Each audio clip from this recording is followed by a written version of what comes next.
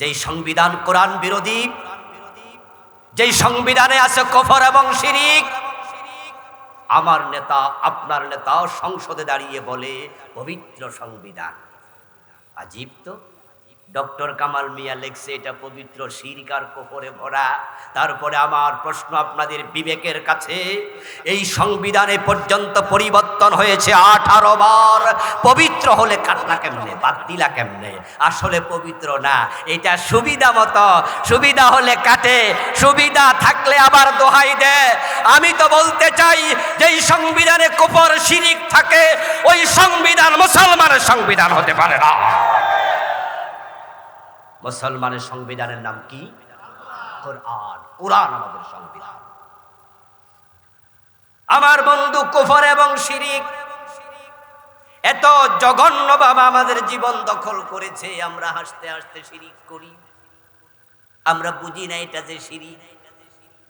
ও প্রিয় ভাইরা, হিন্দুদের দুর্গা পূজা যখন আসে, তখন দেখবেন আমাদের রাষ্ট্রের টেলিভিশন চ্যানেলগুলোতে, পত্র পত্রিকাগুলোতে, বিভিন্ন বাজারে, মার্কেটে, শপিং মলের সামনে কত বড় ব্যানার শোভা পায়, লেখা শোভা পায়। সেখানে লেখা থাকে শারদীয় দুর্গা পূজার শুভেচ্ছা, নিচে লেখা আলহাজ আব্দুল জলিল।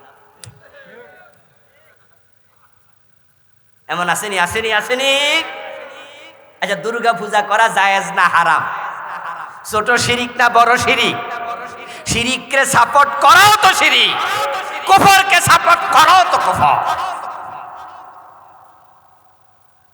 শুধুমাত্র শারদীয় দুর্গা পূজার শুভেচ্ছা দিয়ে ক্ষান্ত নয়, গত 15-20 বছর একটা শিরকি স্লোগানকে প্রমোট করেছে, যেটাকে আমাদের বাচ্চাদের পাঠ্যপুস্তকে প্রাইমারি ক্লাসে ঢুকিয়েছে।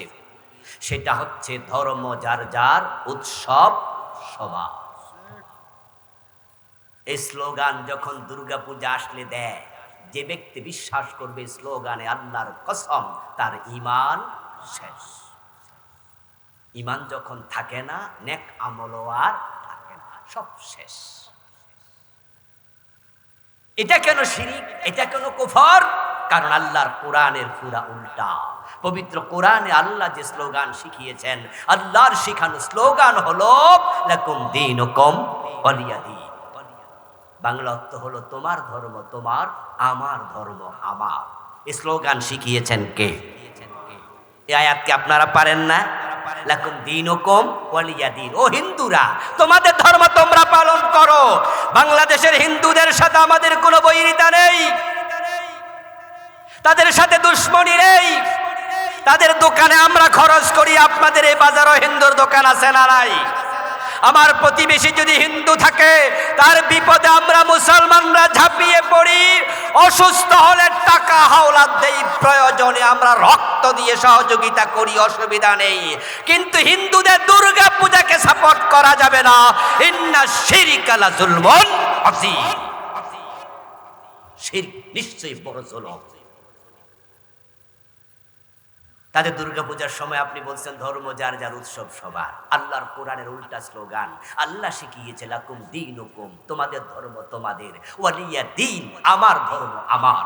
আপনারা বলুন তো, এই স্লোগানটা কি ধর্ম যার যার, উৎসব সবার, নাকি ধর্ম যার, উৎসব তার? তোমার ধর্ম তোমার, আমার ধর্ম আমার, দুইটা কি এক না আলাদা? তার স্লোগান কেন হবে এক? গত 15 বছরে এই লোকগুলো যারা বাংলাদেশ শাসন করেছে, বিনা ভোটে জুলুম করে, পায়তারা করে, তারা এই দেশকে হিন্দুত্ববাদীতে তুলে দেওয়ার ষড়যন্ত্র করেছে। তারা মাদ্রাসার বইতে পর্যন্ত মন্দির ঢুকাইছে। আপনারা জানেন কিনা জানি না, 2024-এ দাখিল ক্লাসের বই নেবেন, ক্লাস 6, 7, 8 দাখিল 7, ক্লাস 8 লেখা আছে, দেখবেন সিলস অফ মাদ্রাসা বোর্ডের। ওই বইয়ের পাতায় দেখবেন হারমোনিয়ামের ছবি, দোতারার ছবি। আমিও একটা কামিল মাদ্রাসার মুহাদ্দিস, এই বই আমি দেখে বলছি, সেখানে ভিতরে মন্দিরের ছবি ঢুকাইছে, বইয়ের কভারে হাফ প্যান্ট পরা মাইয়ার ছবি দিয়ে রাখছে। এই দেশটাকে তারা শেষ করে দিতে চেয়েছে। আমাদের প্রতি আল্লাহর বড় দয়া, অগাস্ট বিপ্লবের মাধ্যমে জালেমদের থেকে আল্লাহ আমাদের মুক্ত করেছেন। তারা সিলেবাসে কুফরি ঢুকিয়ে দিয়েছিল।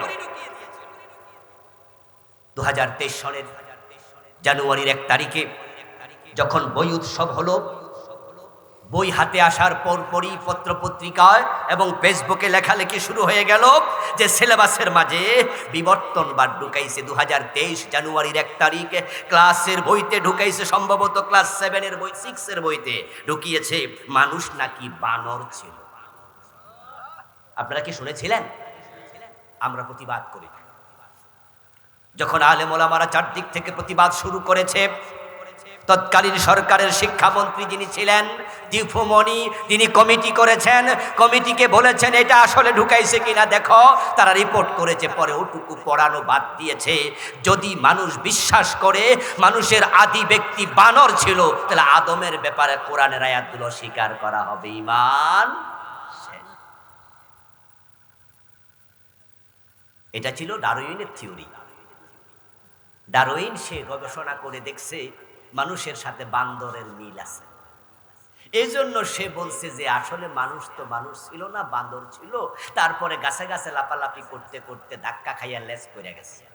তারপরে কোনো একদিন হেসকা টান দিয়া খারাইছে আর মানুষ হয়ে গেছে। আল্লামা সাইদি রহমতুল্লাহ আলাই এক মাহফিলে বলেছিলেন যে ডারউইন এই থিওরি লেখার আগে কি পরিমাণ যে গাঁজা খাইছে আল্লাহই জানে, আর যা খাইছিল হয়তো সেটার মেয়াদও ছিল। আচ্ছা, মানুষের চেহারার সাথে বানরের চেহারার মিল আছে কিছুটা, তাই বলে মানুষের পূর্বপুরুষ বানর, তাহলে তো বোয়াল মাছের সাথে পাবদা মাছেরও মিল আছে। তো কেউ যদি বলে যে পাবদা মাছ বোয়াল মাছের পূর্বপুরুষ হইল, যদি মানুষ বানর থাকতো আর সেখান থেকে লেজ পরে দুই একটা মানুষ হঠাৎ করে বান্দর মানুষ হয়ে গেছে, তাহলে বাংলাদেশে এখন বানর নাই? আমাদের ঢাকা চিড়িয়াখানার ভিতরে বান্দর আসেনি, মানুষ হয়েছে কয়টা? আশ্চর্য থিওরি।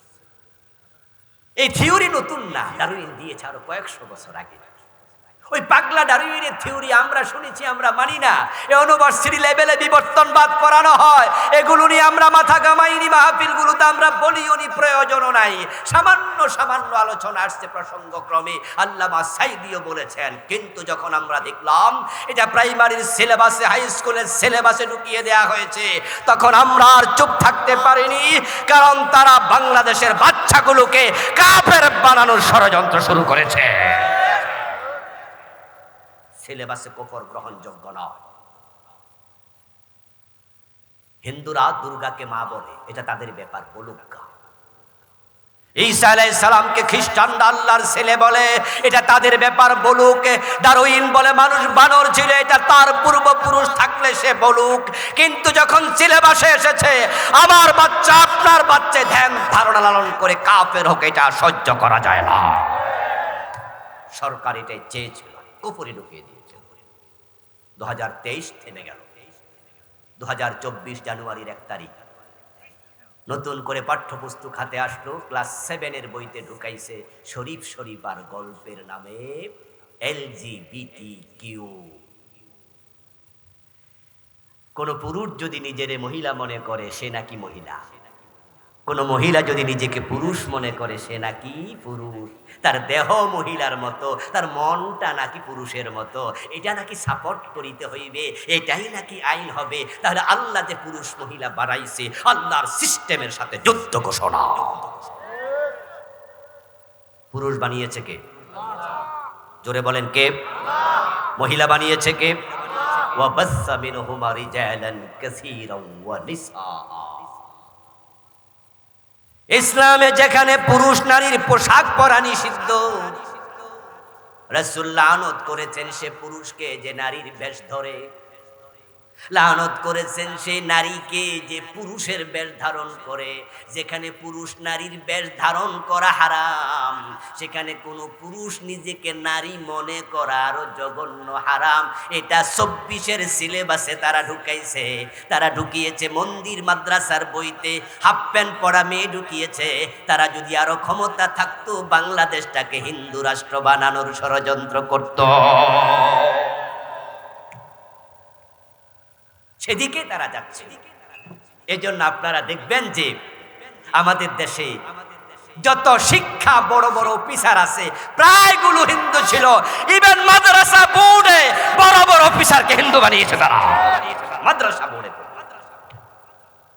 কুফর কি? কুফর হচ্ছে আল্লাহর কোরআনের সাথে দ্বিমত করা। যে কোনো এক জায়গায় পড়বেন ঈমান শেষ। আল্লাহর সামনে হাজির হওয়ার পরে হয়তো আপনি জানবেন না আপনি কুফর করেছেন। ওই যে নেতা বলে ধর্ম যার যার উৎসব সবার, হিন্দুরা খুশি হয়, তারা কিছু ভোট দেয়। নেতা বলে মাইক হাতে নিয়ে জনগণ সকল ক্ষমতার উৎস, জনগণ খুশি হইয়া ভোট দেয়। কিন্তু এই কথা যে ঈমান যায় তিনি এটা জানে না। আপনারা আছেন আমার সামনে যারা বসা, রাস্তা দিয়ে হেঁটে যাচ্ছেন, দেখলেন যে এক বান্দরওয়ালা বসে আছে, কবুতরওয়ালা বসে আছে, টিয়া ফাঁকি নিয়ে কিছু খাম নিয়ে বসে আছে। একটা পইতা পড়া ভদ্রলোক যাচ্ছে আর ওর কাছে হাত বাড়িয়ে দিয়ে আপনি বলছেন, চাচা দেখেন তো আমার খবর কি। পত্রিকা অর্ধেক 5 পৃষ্ঠা জুড়ে মেসেজ আসছে, নিউজ আসছে, ইত্তেফাক পত্রিকা সহ বিভিন্ন পত্রিকায় রাশি ফল সেখানে লেখা আছে যারা তুলা রাশি আগামী সপ্তাহ ভালো যাবে। আপনি বিশ্বাস করলেন, ওই বেটা হাত দেখে বলল সামনের সপ্তাহ ভালো যাবে। পত্রিকায় আসলো তুলা রাশিওয়ালা সামনের সপ্তাহ ভালো যাবে। ওই যে টিয়া ফাঁকিওয়ালা তার কাছে খাম আছে, খামের ভিতরে লেখা আছে আপনার তাকদীর। আপনি বিশ্বাস করছেন সামনে কি হবে। আল্লাহর কসম 1 সেকেন্ড পরে কি হবে যদি মানুষ বলে বিশ্বাস করে ঈমান শেষ। কারণ গায়েবের মালিক কে? আমার বন্ধু আপনি ভাবছেন সামনে কি হবে, সে যা বলে তাই ঠিক। বসুন্ধরা শপিং মলে বাবা লিটন দেয়ান বসে আছে, অতীত ভবিষ্যৎ ভূতপূর্ব তিনি সব জানেন। নাউজুবিল্লাহ। আমার প্রিয় ভাইয়েরা, মা তার সন্তানকে পরামর্শ যে বাবা মালয়েশিয়া যাবি, পাসপোর্ট জমা দিবি ভিসাওয়ালার কাছে ভিসা দেওয়ার জন্য। ভিসা যদি না লাগে টাকাও পাবি না, পাসপোর্টও ফিরে দেয় কিনা সন্দেহ। এর চেয়ে ভালো যায় একটু ঢাকা, ভিসা লাগবে কিনা জেনে আয়। সন্তান ভিসা লাগবে কিনা জানার জন্য চলে যায় ঢাকা। বসুন্ধরা শপিং মলে বাবা লিটন দেওয়ান, কত দেওয়ান বসে আছে, বলে দে তোমার ভিসা লাগবে। অথচ গত 10-12 বছরের ভিতরে বসুন্ধরাতে আগুন লাগছে 3 বার, বেটার দোকানের খবরই। নিজের মার্কেট পুড়ে গেল সে জানে না, আর আপনার ভিসার খবর নাকি সে জানে। আশ্চর্য। আল্লামা সাইদি রাহমাহুল্লাহ এক মাহফিলে কুমিল্লায় বলেছিলেন, ছাত্র জীবনে শুনেছি, উনি বলছে কোন গণক ঠাকুর যদি আপনার বাড়িতে এসে আপনার হাতের রেখা দেখে বলে আগামী মাসে ফাড়া আছে, 1313 টাকা দিলে ফাড়া কেটে দেব, টাকা না দিয়া গালের মাঝে কষাইয়া একটা থাপ্পড় মেরে দেবেন। রেগে গেলে বলবেন ভাইজান রাগেন কেন, আমার 1 মাস পরে বিপদ আছে টের পাইলেন, সকালবেলায় বাড়িতে থাপ্পড় খাবেন, নিজেরটা টের পান নাই। 313 টাকা দিলে যদি আমার ভাড়া আপনি কাটতে পারেন, আমার থাপ্পড় খাওয়ার ভাড়া এটা না কেটে আমার বাড়িতে আসছেন, দোষ কি আমার? দোষ তো আপনার। আমার বন্ধু শিরিক করলে ঈমান যায়, কুফর করলে ঈমান যায়। অনেকে বসে আছেন আমার সামনে, মনে মনে ভাবেন যে হুজুর পীরের পায়ে সেজদা দেই না, গণের কথা বিশ্বাস করি না, জনগণ ক্ষমতার উৎস মানি না, তা আমার তো শিরিক নাই। আমি বলবো হ্যাঁ দোস্ত, আমি জানি না কার কোন শিরিক কোন জায়গায় ঢুকেছে। যে এলাকায় মাজার আছে, ভণ্ড পীরের মাজার, ওই এলাকার শিরিকের বাজার মিলে গেছে। মাজারে মানত করা শিরিক, মাজারে মানত করা শিরিক। মানত একটা ইবাদত, আর ইবাদত হবে শুধু কার? ইবাদত আল্লাহর। মানত যদি করেন শুধু আল্লাহর জন্য, কোন মাজারের জন্য না। অথচ শাহজালাল শাহপরান রহমতুল্লাহি আলাইহিমা উনাদের মতো বড় বড় আল্লাহর ওলি, তাদের দরবারেও মানত। শাহপরানের দরবারে, মাজারে, শাহজালালের মাজারে গিয়ে দেখবেন মোমবাতির অভাব নাই। যে মোমবাতি গুলা কি আসমান থেকে নাজিল হইছে? কারা দিছে? আপনারা, আমাদের কোনো ভাই বোন। এলাকার মাজার গুলোতে গিয়ে দেখবেন মোমবাতির অভাব নাই। ব্রাহ্মণবাড়িয়াতে আছে খরমপুর, নাম শুনছেন নি? মাহফিল করতে গিয়েছি, আর পাশ দিয়ে হেঁটে যাচ্ছি গাড়ি নিয়ে, ড্রাইভারকে বললাম ঢোকো। ড্রাইভার ঢুকলো, আমি একটু ঘুরে দেখলাম। আমি গত বছর ওখানে গিয়া দেখি যে মাটি গর্ত কইরা টাকা রাখার জন্য গামলা বানাইছে। গরুরে আপনাদের এলাকায় ভাতের মার খাওয়ায় না? ওইটার জন্য কি বানায়? সারি বানায় না, গামলা বানায়। এরকম বিশাল ঘাড়ি, এত জোরে সারি, এত বড় গামলা বানাইছে, এর উপরে রড দিয়া সাল বানাইছে। এটার ভিতরে মানুষ দাঁড়াইলে তার মাথা সহ ডুবে যাবে। জিজ্ঞাসা করলাম, ভাই এটাতে কি কাজ? বলো, হুজুর উরুষের সময় প্রতিদিনই একবার দুইবার তিনবার টাকা ভইরা যায়, মানুষ মানত করছে, ইবাদত হবে আল্লাহর, মানত হবে আল্লাহর, কোনো মাজারের নামে না। মাজারে মানত করা শিরিক, মাজারে চাওয়া শিরিক, মাজারে সেজদা করা শিরিক। যে ব্যক্তি মসজিদে গিয়ে আল্লাহকে সেজদা করলো, মাজারে গিয়ে পীরকে সেজদা করলো, ঈমান চলে গেল। মসজিদে গিয়ে দাঁড়ায় দাঁড়ায় আল্লাহর কাছে বলে, আল্লাহ আমি তোমার কাছে চাই, ইয়াকা না'বুদু ওয়া ইয়াকা নাস্তাঈন। বিয়ে করেছে প্রথম 2 বছর 3 বছর বাচ্চা নেয় না, তারপরে এবার বাচ্চা নিতে চায়, বাচ্চা হয় না। মার কাছে দোয়া চায়, বাবার কাছে চায়, আত্মীয় স্বজনের কাছে চায়, চলে যায় 4 বছর হুজুরের কাছে বলে, তারপরে এবার এখানে সেখানে দৌড়াদৌড়ি করে, এক পর্যায়ে 10 বছর 12 বছরেও বাচ্চা হয় না। মন খারাপ, হায় রে আমি বুঝি বাবা ডাক শুনবো না, মেয়েটার মন খারাপ, আমি মা ডাক শুনতে পাবো না। ডাক্তার রিপোর্ট দিয়েছে, কোনো প্রবলেম পাওয়া যায় নাই। অফিসে মুখ গোমরা করে বসে আছে। কলিগ পিঠে থাপ্পড় দিয়া বলে, ভাইজান কি খবর, মন খারাপ কেন? বলে, ভাই তোমার ভাবি গত রাতে ঘুমায় নাই, কানতে কানতে সারা রাত কাবার করেছে, ডাক্তার বলেছে কোনো দোষে পাওয়া যায় না, সেভাবে মা ডাক বুঝে শুনবে না, আমার মনটা বড্ড খারাপ। কলিগ বলে, আরে মন খারাপ করার কিছু নাই, পাসপোর্টে ভিসা লাগাইয়া ইন্ডিয়া চলে যাও, বাচ্চা কয়টা লাগবে শুধু চাইয়া দেখো।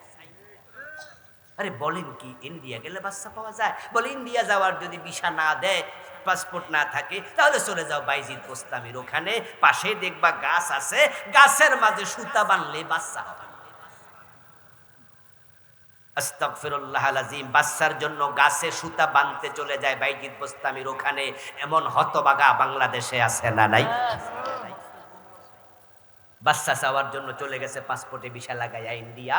খাজা বাবার দরবারে মাইনুদ্দিন চিশতি রাহমাতুল্লাহ আলাইহি, তাকে আমরা ভালোবাসি, আমরা তাকে শ্রদ্ধা করি। তিনি যদি আজকের দিনে জীবিত থাকতেন, যারা উনার কাছে ছেলে মেয়ে চাইতেছে, তাদের সকলের গালে থাপ্পড় মারতেন। উনার সামনে দাঁড়ায়, বাবা আমার একটা ছেলে দাও, বাবা আমার একটা মেয়ে দাও, তুমি যে সন্তান চাইলা, সাথে সাথে ঈমান শেষ, কারণ সন্তান দেয়ার মালিক একমাত্র কে? সেখানে চাইল। যাওয়ার কিছুক্ষণ পর এই লোকটাই জোহরের আজান হলো, মসজিদে ঢুকলো, নামাজে দাঁড়িয়ে বলছে, ইয়াকা না'বুদু ওয়া ইয়াকা নাস্তাঈন। আল্লাহ আমি শুধু তোমার কাছে চাই, আমি তোমার কাছে প্রার্থনা করি, তোমার ইবাদত করি। আরশের মালিক বলে, মিথ্যু, শুধু আমার কাছে চাইলে এই 10 মিনিট আগে খাজার কাছে হতো চাইলে। আসলে শিরিকটা কি? শিরিক হচ্ছে যাহা শুধু আল্লাহর জন্য নির্দিষ্ট, তাতে অন্যকে শামিল করা। সেজদার মালিক আল্লাহ, এটা ইবাদত, অন্যকে দিলে ঈমান শেষ। সন্তান দেয়ার মালিক শুধু আল্লাহ, অন্যের কাছে চাইলে ঈমান শেষ। মানত ইবাদত, অন্যের নামে করলেন ঈমান শেষ। এবার চিৎকার দিয়া বলুন তো, আইনের মালিক কে? আইনের মালিক কে? আলা লাহুল খালকু ওয়াল আমর ইনিল হুকমু ইল্লা লিল্লাহ। আল্লাহ বলছে, সাবধান, সৃষ্টি যার, আইন চলবে শুধু তার, আল্লাহ ছাড়া কারো আইন চলতে পারে না। অন্যকে সেজদা দিলে যেমন শিরিক হয়, আল্লাহ ছাড়া অন্যের আইন মেনে নিল শিরিক হয়। এই 54 বছরে যারা আল্লাহর আইনে দেশ চালায় নাই, তাদেরকে যারা সাপোর্ট করেন, তারাও শিরিকের মাঝে আছেন। আমার আজকের আলোচনা শুনেই মনে মনে ভাবার কোনো কারণ নাই যে ইসলামী রাষ্ট্র মনে হয়ে গেল। হুজুর যেভাবে ওয়াজ করছে, আজকের মাহফিল আমরা কয়েক হাজার লোক আছি, আমরা যদি একমত হয়ে যাই তাহলে মনে হয় ইসলামী রাষ্ট্র হয়ে যাবে। এত সোজা না। ইসলামী রাষ্ট্র হওয়ার জন্য সময় লাগে, বুঝ লাগে, পরিবর্তন আসার জন্য মেকানিজম লাগে। কবে ইসলামী রাষ্ট্র হবে আমরা জানি না, তবে হ্যাঁ, ইসলামী রাষ্ট্র হোক আর না হোক, আমি আজ থেকে আল্লাহর আইনের পক্ষে আসবো। এমনও হতে পারে কালকে মৃত্যু হবে, বেঈমান হয়ে মরতে চাই না।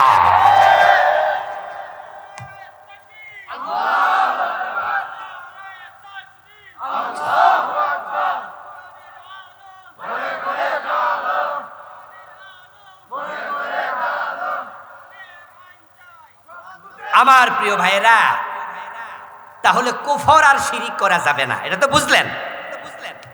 বলেছি 3-4টা শিরিক বলবো, 29টা লিখেছি, বাকিগুলো পড়বেন। বই আমার ড্রাইভারের কাছে মঞ্চের পিছনে গাড়িতে আছে, নিবেন, পড়বেন। ছোট্ট বই, কত রাইটার লিখেছে শিরিক নিয়ে, পড়বেন। হাসরের ময়দানে আল্লাহর সামনে হাজির হয়ে দেখবেন যে আমল নামায় শিরিক আছে, আর সেদিন বলবেন আল্লাহ আমি জানতাম না এটা যে শিরিক। অনেকে কিন্তু মনে করতেছে আল্লাহরে বলে দেবো আল্লাহ আমি জানি না, আর আল্লাহ বলবো ও আচ্ছা জানার সময় পাও নাই তো, ব্যস্ত ছিলা, ভেস্তে চলে যাও। ঠিক না? প্রিয় দিনী ভাইয়েরা, আল্লাহ তাআলার অগণিত শুকরিয়া যিনি আমাদেরকে কোরআনের আহ্বানে, কোরআনের এই ময়দানে, এ গরমের মাঝে উপস্থিত হওয়ার তৌফিক দিলেন, যিনি আমাদেরকে সুস্থ রাখলেন, কথা বলার মতো, শোনার মতো কোরআন মুখী হৃদয় দিলেন। আমরা শুরুতে সবাই মিলে তাকে কৃতজ্ঞতা জানাই, শুকরিয়া জানাই, কালিমাত শুকর ফরি আলহামদুলিল্লাহ। সবাই একটু জোরে জোরে পড়ুন, রাব্বানা লাকাল হামদ হামদান কাসীরা তাইয়িবান মুবারাকান ফি। প্রিয় দিনী ভাইয়েরা, আমি আপনাদের সম্মুখে পবিত্র কোরআন মাজিদ থেকে সূরাতুল কাহফের 103 এবং 104 দুটি আয়াতে কারিমা তিলাওয়াত করেছি। নবীজি সাল্লাল্লাহু আলাইহি ওয়াসাল্লামের পবিত্র মুখ নসৃত ছোট্ট একখানা হাদিসে নববী পাঠ করেছি।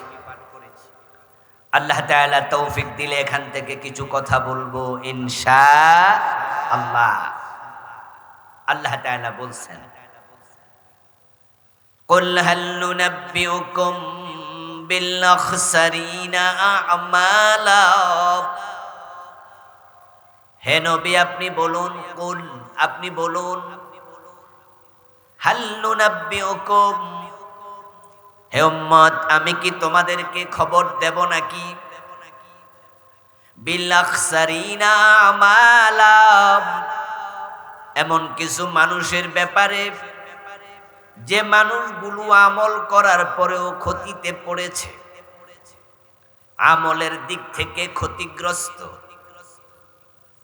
আল্লাযীনা দাল্লা সাইয়ুহুম ফিল হায়াতিদ দুনিয়া, যাদের আমলগুলো দুনিয়াতে হারিয়ে গেছে, তারা আমল করে কিন্তু আল্লাহ পর্যন্ত পৌঁছে না। ওয়া হুম ইয়াহসাবুন, অথচ তারা ধারণা করে আন্নাহুম ইহসিনুনা সুনআ, তারা ভালো কাজ করে চলছে। তাদের আমল যে হারিয়ে গেল, আল্লাহ পর্যন্ত পৌঁছেনি, কবুল হয়নি, এটা তারা জানেও। ও নবী আপনি বলুন আমি তাদের খবর দেব নাকি, যাদের আমল হারিয়ে গেছে, হাসরের ময়দানে আল্লাহর সামনে হাজির হওয়ার পরে দেখবে নেকের পাল্লা খালি। সেদিন মানুষগুলো সফল হবে না ব্যর্থ, সার্থক না ক্ষতিগ্রস্ত। আল্লাহ না করুক ওদের তালিকায় যদি আপনার নাম থাকে, যাদের আমল কবুল হয় না, তাদের মাঝে যদি আপনি থাকেন, তাহলে সেদিন আল্লাহর সামনে গিয়ে টের পেলেন যে আমলগুলো কবুল হয় নাই। সেদিন নতুন করে আমল করার কোনো সুযোগ আর নাই।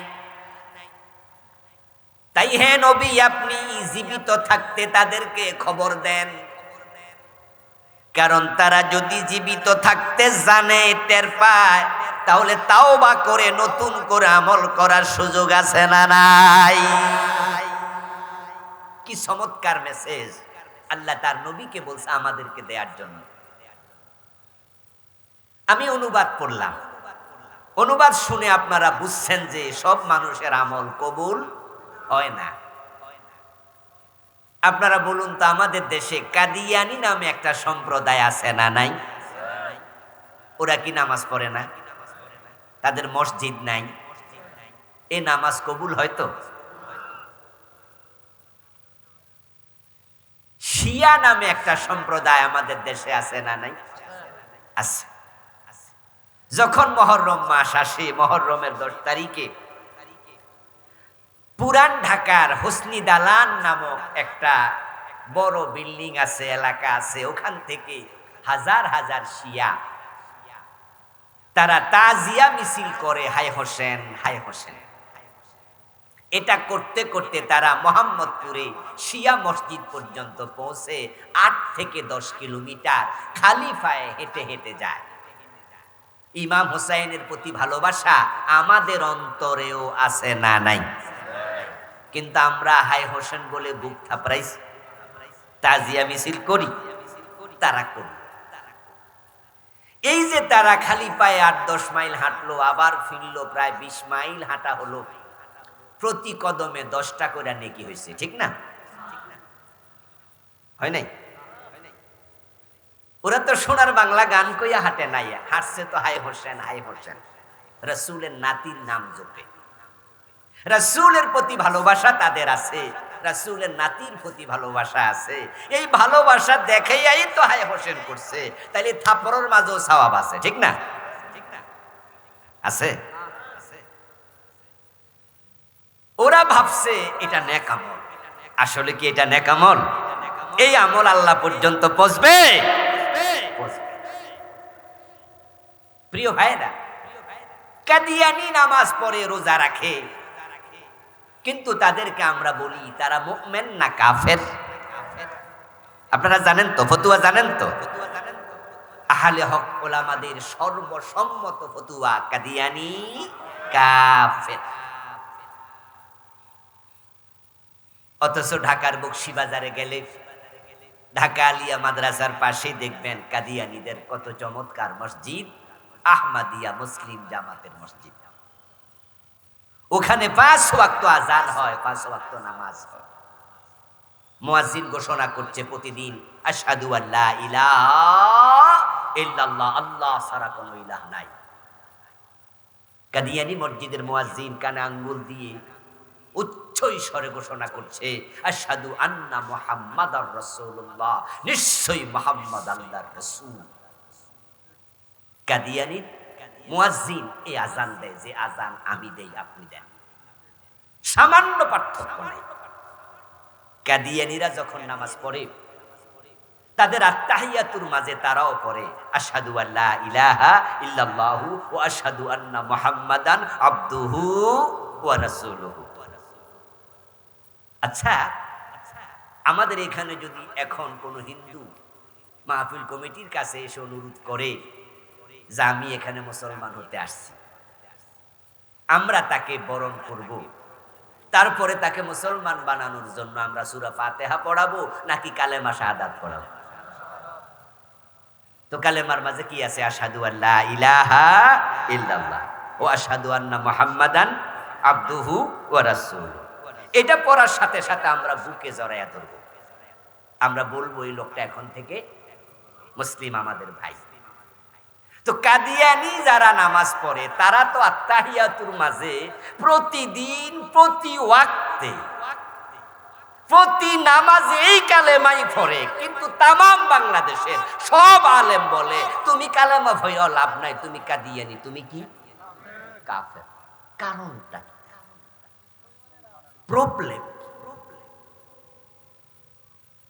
আমার বন্ধু, হাসরের ময়দানে অসংখ্য মানুষ আল্লাহ তাআলার সামনে হাজির হওয়ার পরে দেখবে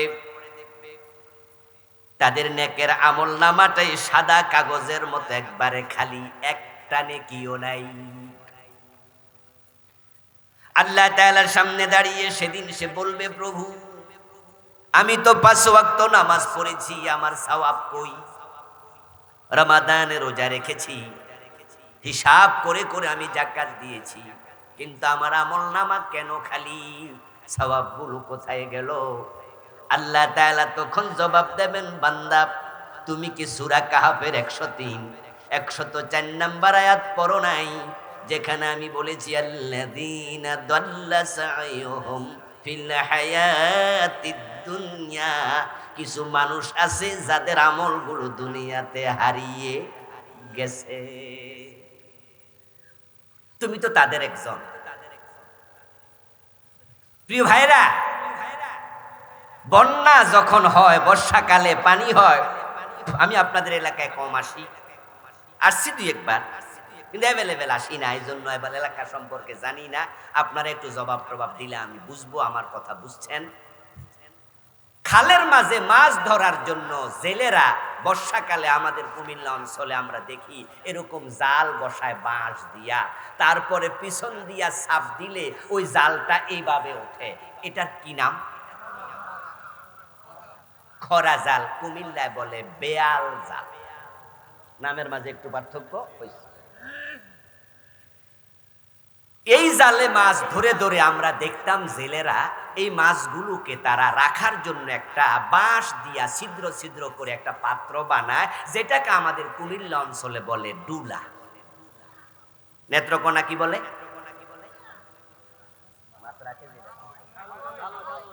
খালই না তালুই? এই যে খালইতে মাছ রাখে, আপনাদের এলাকায় ছিল তো আগে নাকি? এখন তো বর্ষাও নাই, পানিও নাই, এক সময় ছিল। এখনো আছে নাকি? মাশাআল্লাহ, থাকলে তো ভালো। ওই মাছগুলো এই জন্যই তারা ওই খালইতে রাখতো, যেন মাছগুলো মরে না যায়, জীবিত মাছের মূল্য একটু।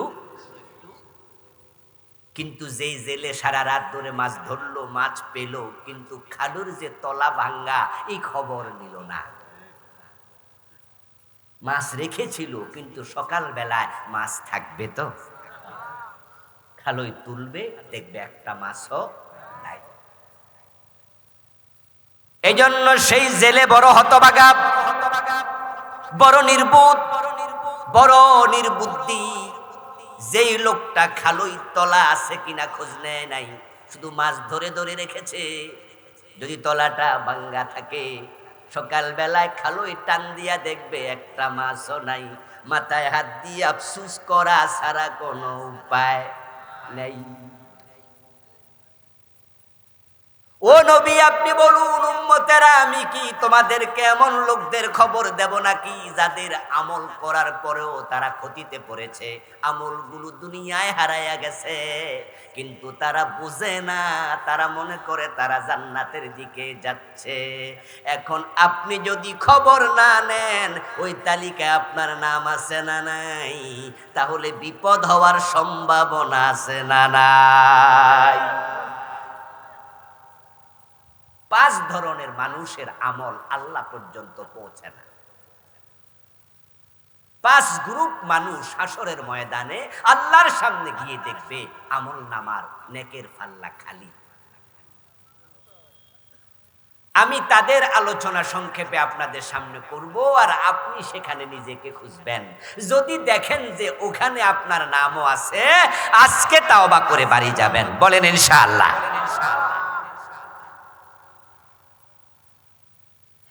কিন্তু আল্লাহর সামনে যাওয়ার পরে যারা টের পাবে, ওই মানুষগুলো সেদিন আফসোস করবে আর কানবে, আল্লাহ তাআলার কাছে বলবে, ওয়ালাউ আন্না লানা কাররাতান ফানাকুনা মিনাল মুমিনিন। ও আমার রব, ঈমান ছিল না তাই আমল কবুল হয় নাই। কাদিয়ানীরা নামাজ পড়ে রোজা রাখে, কিন্তু তাদের আমল নামায় কোনো নেক যোগ হয় না।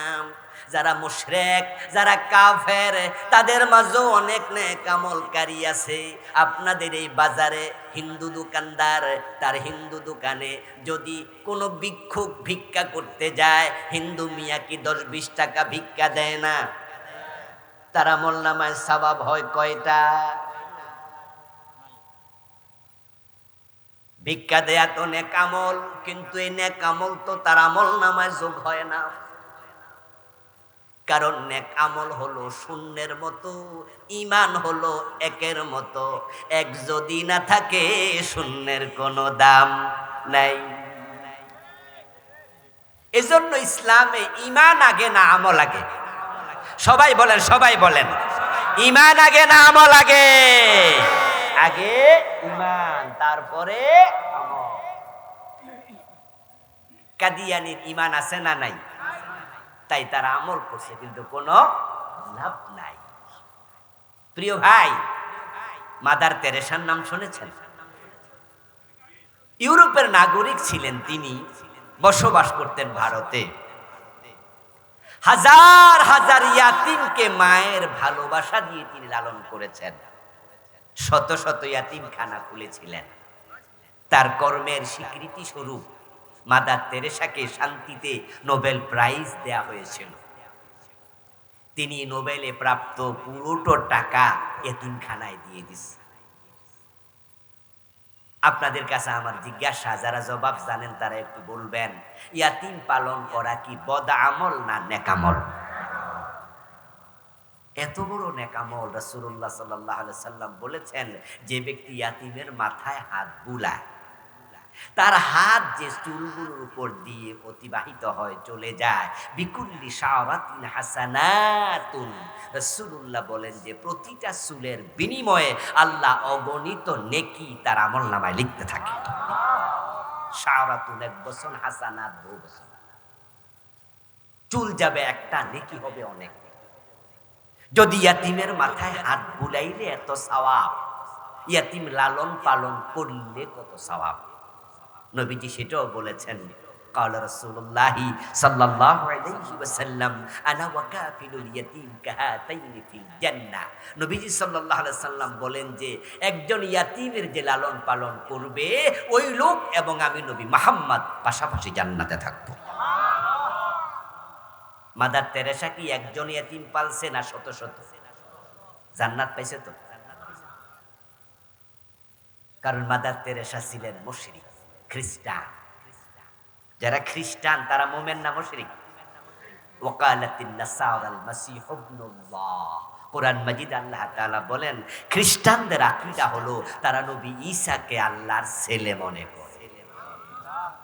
আল্লাহর ছেলে মেয়ে আছে? লাম ইয়ালিদ ওয়া লাম ইউলাদ ওয়া লাম ইয়াকুল লাহু কুফুয়ান আহাদ। মাদার তেরেসা ইয়াতিম পালল, একটা নেক আমল তার আমলনামায় যোগ হয় নাই, কারণ তার ঈমান নাই।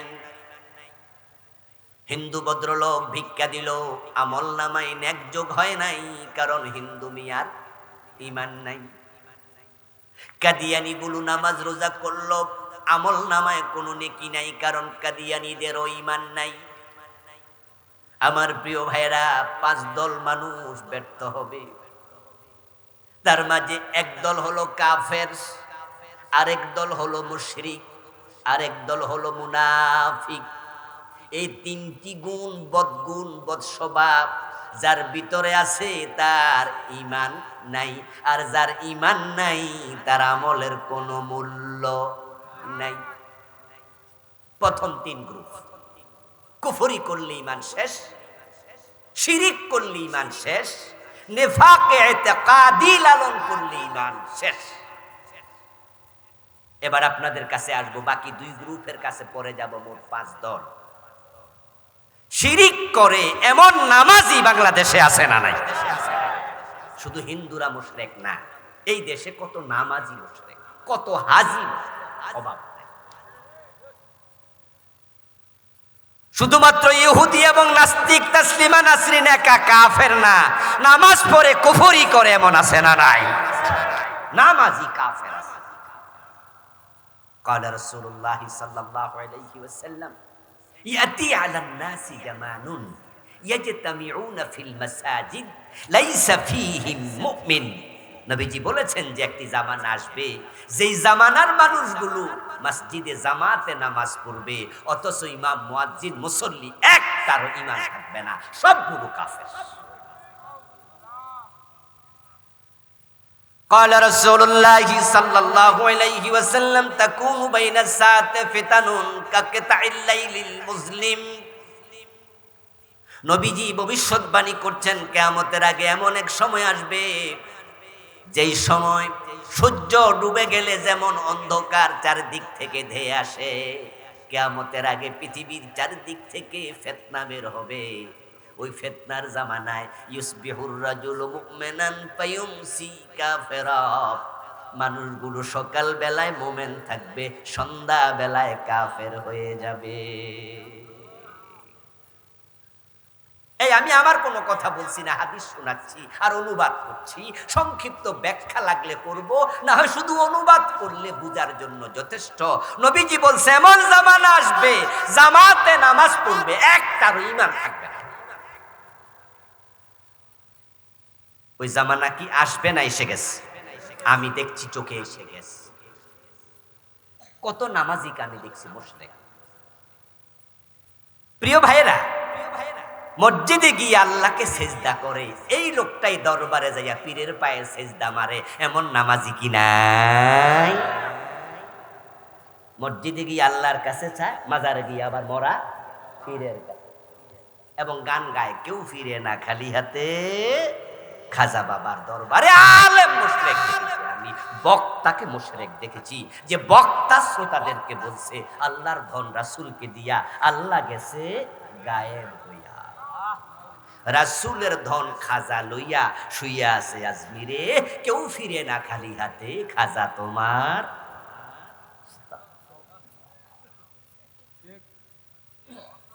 আপনি হাসছেন, আপনি হাসছেন।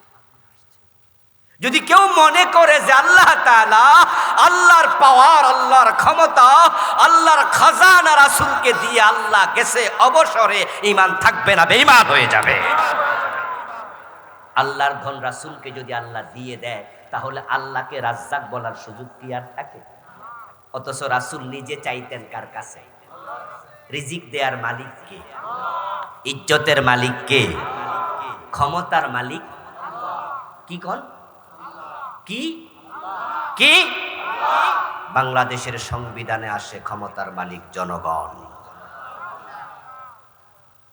জানেন আপনারা? 72-তে ডক্টর কামাল হোসেন যখন সংবিধান লেখে, তখন তার লিখিত সংবিধানে আছে সভরেন্টি, সার্বভৌমত্ব জনগণের। এজন্য আমাদের নেতারা বলে জনগণ সকল ক্ষমতার উৎস। আপনার সংবিধানে আছে শিরিক, সংবিধানে আছে কুফর। আমার সামনে যারা আছেন সকলকে আমি জিজ্ঞাসা করব, চিৎকার দিয়ে জবাব দিন, সকল ক্ষমতার মালিক কে? এটাই হচ্ছে কোরআনের বিশ্বাস, আন্নাল কুওয়াতা লিল্লাহি জামিআ। অথচ সংবিধানে লেখা আছে জনগণ সভরেন্টির মালিক, সার্বভৌমত্ব জনগণের, ক্ষমতার মালিক জনগণ। নাউযুবিল্লাহি মিন যালিক।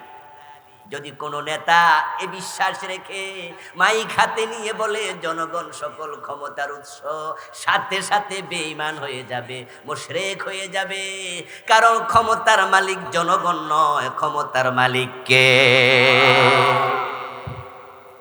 আরে জনগণ যে ক্ষমতার মালিক না, এটা তো অগাস্টের 5 তারিখে আমরা টের পাইছি। কারণ সেনাবাহিনী ওদের, পুলিশ ওদের, বিডিআর ওদের, বিজিবি ওদের, দেশের একজন চকিদার থেকে প্রধান বিচারপতি পর্যন্ত দলীয় লোক বসাইছে, কিন্তু ক্ষমতায় থাকতে পারে নাই। আল্লাহ এমন ভাবে সরাইয়া দিছে, রান্না করা খাবার খেয়ে পালানোর সুযোগ পায় নাই।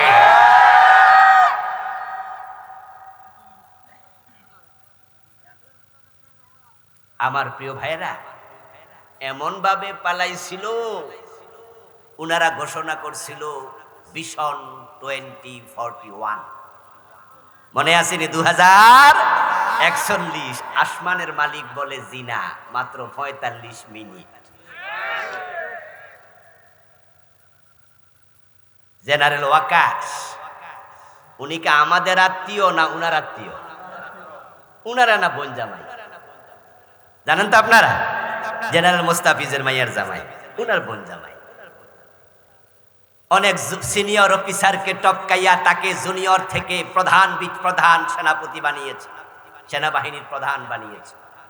উনার আত্মীয়, উনার নিজের দলের লোক। আর ওই বেটা গিয়ে বলছে, ম্যাডাম 45-41 সন্টন বুঝি না, 45 মিনিটের বেশি আপনাকে প্রোটেকশন দেয়া যাবে না, তাড়াতাড়ি পালিয়ে যান। এমন ভাবে পালিয়ে গেছে, কাপড় চোপড় পর্যন্ত নিতে পারেনি, শুধু গায়ের কাপড়টা গায়ে ছিল। পরে দেখেছি পোলাপান দিয়ে আলমারি খুলে কাপড় বের করেছে।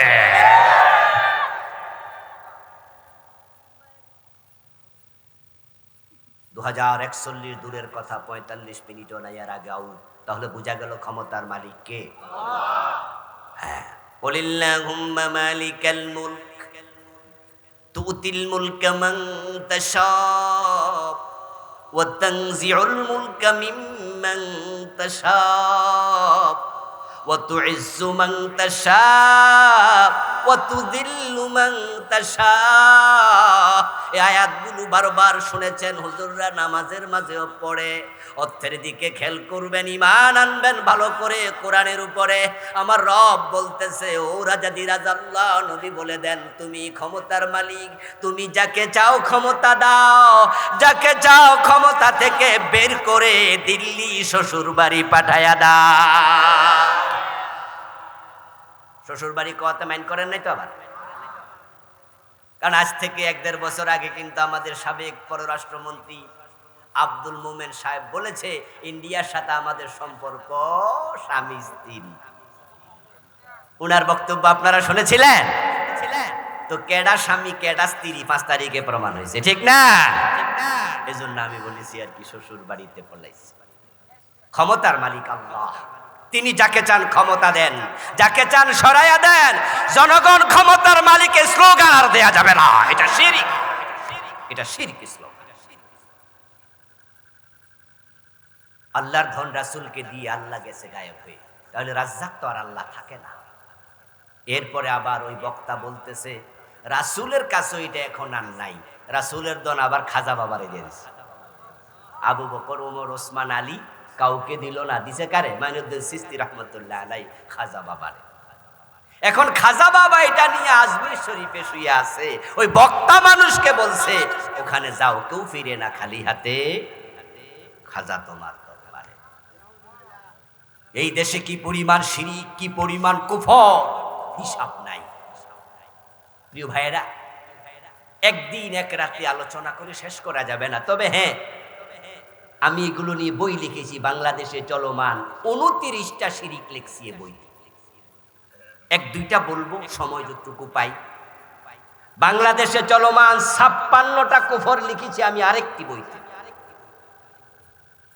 কি পরিমাণ শিরক, কি পরিমাণ কুফর সমাজের রন্ধ্রে রন্ধ্রে প্রবিষ্ট। যে ব্যক্তি কুফর করে সাথে সাথে ঈমান শেষ। কাফের হওয়ার জন্য আল্লাহর পুরা কোরআনকে স্বীকার করার প্রয়োজন নাই। যদি কোনো ব্যক্তি কোরআন মাজিদের একটা অক্ষর স্বীকার করে, কাফের হয়ে যায়। যদি কেউ বলে আমি কোরআন মানি না, নাউজুবিল্লাহ পড়েন, তাহলে আমরা বলবো তুমি কাফের, ঠিক না? ঠিক না? কেউ যদি বলে হুজুর আমি 15 পারা মানি, তা আমরা বলবো তুমি অর্ধেক মুমিন। আমরা বলবো মিয়া বাকি 15 পারা মানো না, তাই তুমি কি? তো সে বলবে যে অর্ধেক যে মানছি, আমরা বলবো অর্ধেক মানার কোনো দাম। কেউ যদি বলে 29 পারা মানি, 1 পারা মানি না, আমরা বলবো সেও কাফের। যদি কেউ বলে 113 সূরা মানি, 1 সূরা মানি না, ফতোয়া কি? যদি কেউ বলে 1 অক্ষর মানি না, সেও কি? তাহলে কাফের হওয়ার জন্য পুরা কোরআন অমান্য করার কোনো প্রয়োজন হয় না। আপনারা এখানে অধিকাংশ শিক্ষিত মানুষ, অঙ্কের মাঝে যদি ভুল একটা হয়, যে কথা 10টা হওয়া ঈমান অঙ্কের মতো, এখানে কোনো ভুল গ্রহণ করা হয় না। কাদিয়ানী এই কারণেই তো কাফের, কারণ তারা ভুল করছে মাত্র কয়টা? একটা। তারা নামাজ মানে, রোজা মানে, হজ মানে, যাকাত মানে, তাসবিহ মানে, জিকির, আজকার, পাজামা, পাঞ্জাবি, মেসওয়াক, পাগড়ি সব আমাদের সাথে মিলে। তাদের শুধু ভুল হচ্ছে নবী মুহাম্মদকে শেষ নবী মানে না। 1835 সালে জন্ম নিছে গোলাম আহমদ কাদিয়ান নামে এক লোক। সে যৌবনকালে এসে নিজেকে নবী দাবি করে বসলো। যখন সে নিজেকে নবী দাবি করলো, একদল হতভাগা তাকে নবী মেনে নিল। অথচ 1450 বছর আগে আল্লাহ বলেছে মুহাম্মদ শেষ নবী, এর পরে আর নবী খাতামান নবী। কাদিয়ানীরা কোরআন মাজিদের একটা একটা আইন, একটা বিধান, একটা মেসেজের সাথে দ্বিমত করেছে, ঈমান শেষ। 10 লাইন লম্বা অঙ্ক, একজন ছাত্র 9 লাইন ঠিক লিখেছে, শেষ লাইনে ভুল করছে, কত পাবে? 0। আরেকজন 5টা ভুল করছে, সে কত? আরেকজন 10 লাইনে 10 ভুল, সে কত? আরেকজন লেখেই নাই, সে কত? ঈমান যার মোটেও নাই, পুরা কোরআন মানে না, সেও কাফের। আর যে কোরআনের একটা আইন মানে না, সেও কাফের। আমি কি কথা বুঝাইতে পারতেছি? কুফরি করলে তোমার সব শেষ, তোমার নামাজ রোজা কোনো দাম নাই। এই জন্য নবীজি বলছেন যে এমন জামানা আসবে, ইয়াজতামিউনা ফিল মাসাজিদ লাইসা ফীহি মুমিন। ইমামও কাফের, মুয়াজ্জিনও কাফের, মুসল্লি সব কাফের, জামাতে নামাজ ঈমানই নাই। ওই জামানা আসবে। আমার প্রিয় ভাইয়ের, আপনাদের কাছে আমার একটু প্রশ্ন, জবাব দিয়েন, আমিও বলবো আপনারাও বলবেন, কথায় কথায় আসবে। ইবলিস শয়তান মোমেন না কাফের? ইবলিস আল্লাহর কয়টা আইন মানে নাই? আচ্ছা, এই আইনটা অমান্য করার আগে কি কাফের ছিল? বরং কোন কোন আলিম বলেন সে ছিল মুআল্লিমুল মালাইকা, ফেরেশতাদেরও ওস্তাদ। আচ্ছা বলুন তো, ইবলিস কি ফেরেশতা না জিন? বলেন বলেন বলেন দেখি। মাশাআল্লাহ, সব দিকে আলেম। ইয়েস। অনেকে মনে করে ইবলিস ফেরেশতা, সে ফেরেশতা নয়। কোরআনে আল্লাহ বলছে কানা মিনাল জিন, ইবলিস হলো জিন জাতির লোক। কিন্তু আল্লাহ তাআলা আদমকে যখন বানান, তখন সেজদা করার জন্য বলেছিলেন ফেরেশতাদেরকে, ইয ক্বালা রাব্বুকা লিল মালাইকাতি ইন্নী জাইলুন ফিল আরদি খলিফা। আলোচনা হচ্ছে ফেরেশতাদের সাথে। ওয়া ইয কুলনা লিল মালাইকাতি ইসজুদু লি আদম, আমি বলেছি ও ফেরেশতারা আদমকে সেজদা করো। প্রসঙ্গ, আলোচনা, আলোকপাত, বর্ণনা ফেরেশতাদের সাথে হচ্ছে। ইবলিস সেখানে আসলো কোথা থেকে? ইবলিস তো ফেরেশতা না, কানা মিনাল জিন, সে তো জিন জাতির লোক।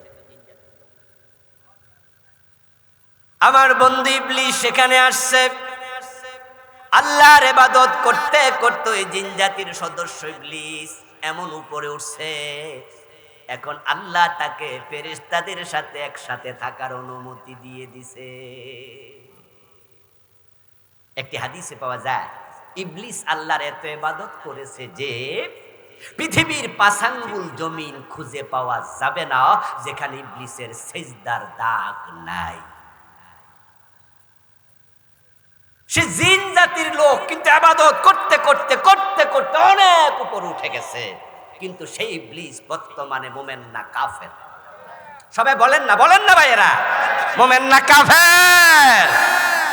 সে আল্লাহর কয়টা আইন মানে নাই? আদমরে সিজদা করো, সে করলো না, ঈমান শেষ।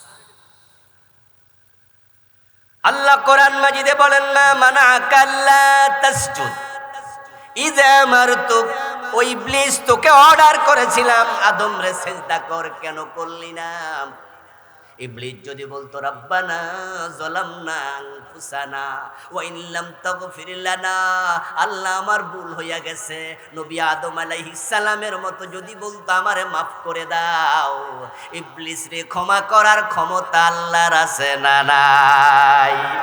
কিন্তু ক্ষমা চাইছিল, গাদ্দারি করছে, আবা ওয়াস্তাকবারা ওয়া কানা মিনাল কাফিরিন। কথা তো শুনে নাই, উল্টা আরো ঘাটতেরামি করে। সে বলে আনা খায়রুম মিনহু খালাকতানি মিন নার ওয়া খালাকতাহু মিন তিন। সে কয় আমি না সেরা, কেন আমি সিজদা করব? যখনই গাদ্দারি করেছে সাথে সাথে আল্লাহ বলে ফাখরুজ মিনহা ফা ইন্নাকা রাজিম, বেরিয়ে যা জান্নাতের সীমা থেকে, তুই অভিশপ্ত, তুই কাফের, বেরিয়ে যা। আল্লাহর কথা শোনে না, গাদ্দারি করেছে, ঈমান শেষ। 54 বছর বাংলাদেশ চলছে ডক্টর কামালের লেখা সংবিধান দিয়ে। কোরআন থাকতে মানুষের লেখা সংবিধানের প্রয়োজন। আমার রাসূল যখন মদিনা নামক রাষ্ট্র 10 বছর শাসন করেছেন, আপনাদের কাছে আমার জিজ্ঞাসা, জবাব জানলে জবাব দেবেন, আল্লাহর দেয়া জবান কাজে লাগান। আমার রাসূল কি মন মতো দেশ চালাইছে না কোরআন মতো? সে কোরআন বাংলাদেশে আছে না নাই? কিন্তু 54 বছর বাংলাদেশ কোরআনের আইনে চলে না ব্রিটিশ আইনে চলে? ডক্টর কামাল যখন সংবিধান লেখে কোরআনের আইনগুলো ঢুকায় নাই। কোরআনে আল্লাহ বলে চোর ধরে হাত কাটো, আর ব্রিটিশরা আইন বানাইছে চোর ধরে জেলে দাও। ডক্টর কামাল যখন সংবিধান লেখে কোরআনেরটা ঢুকাইছে না ব্রিটিশেরটা? কারণ বেডার মনেও চুরির নিয়ত আছে, না হয় আইন ঢুকাইতো না। সে জানে চোর ধরে যদি হাত কাটার আইন করা হয় বাংলাদেশের অসংখ্য নেতার হাত থাকবে না।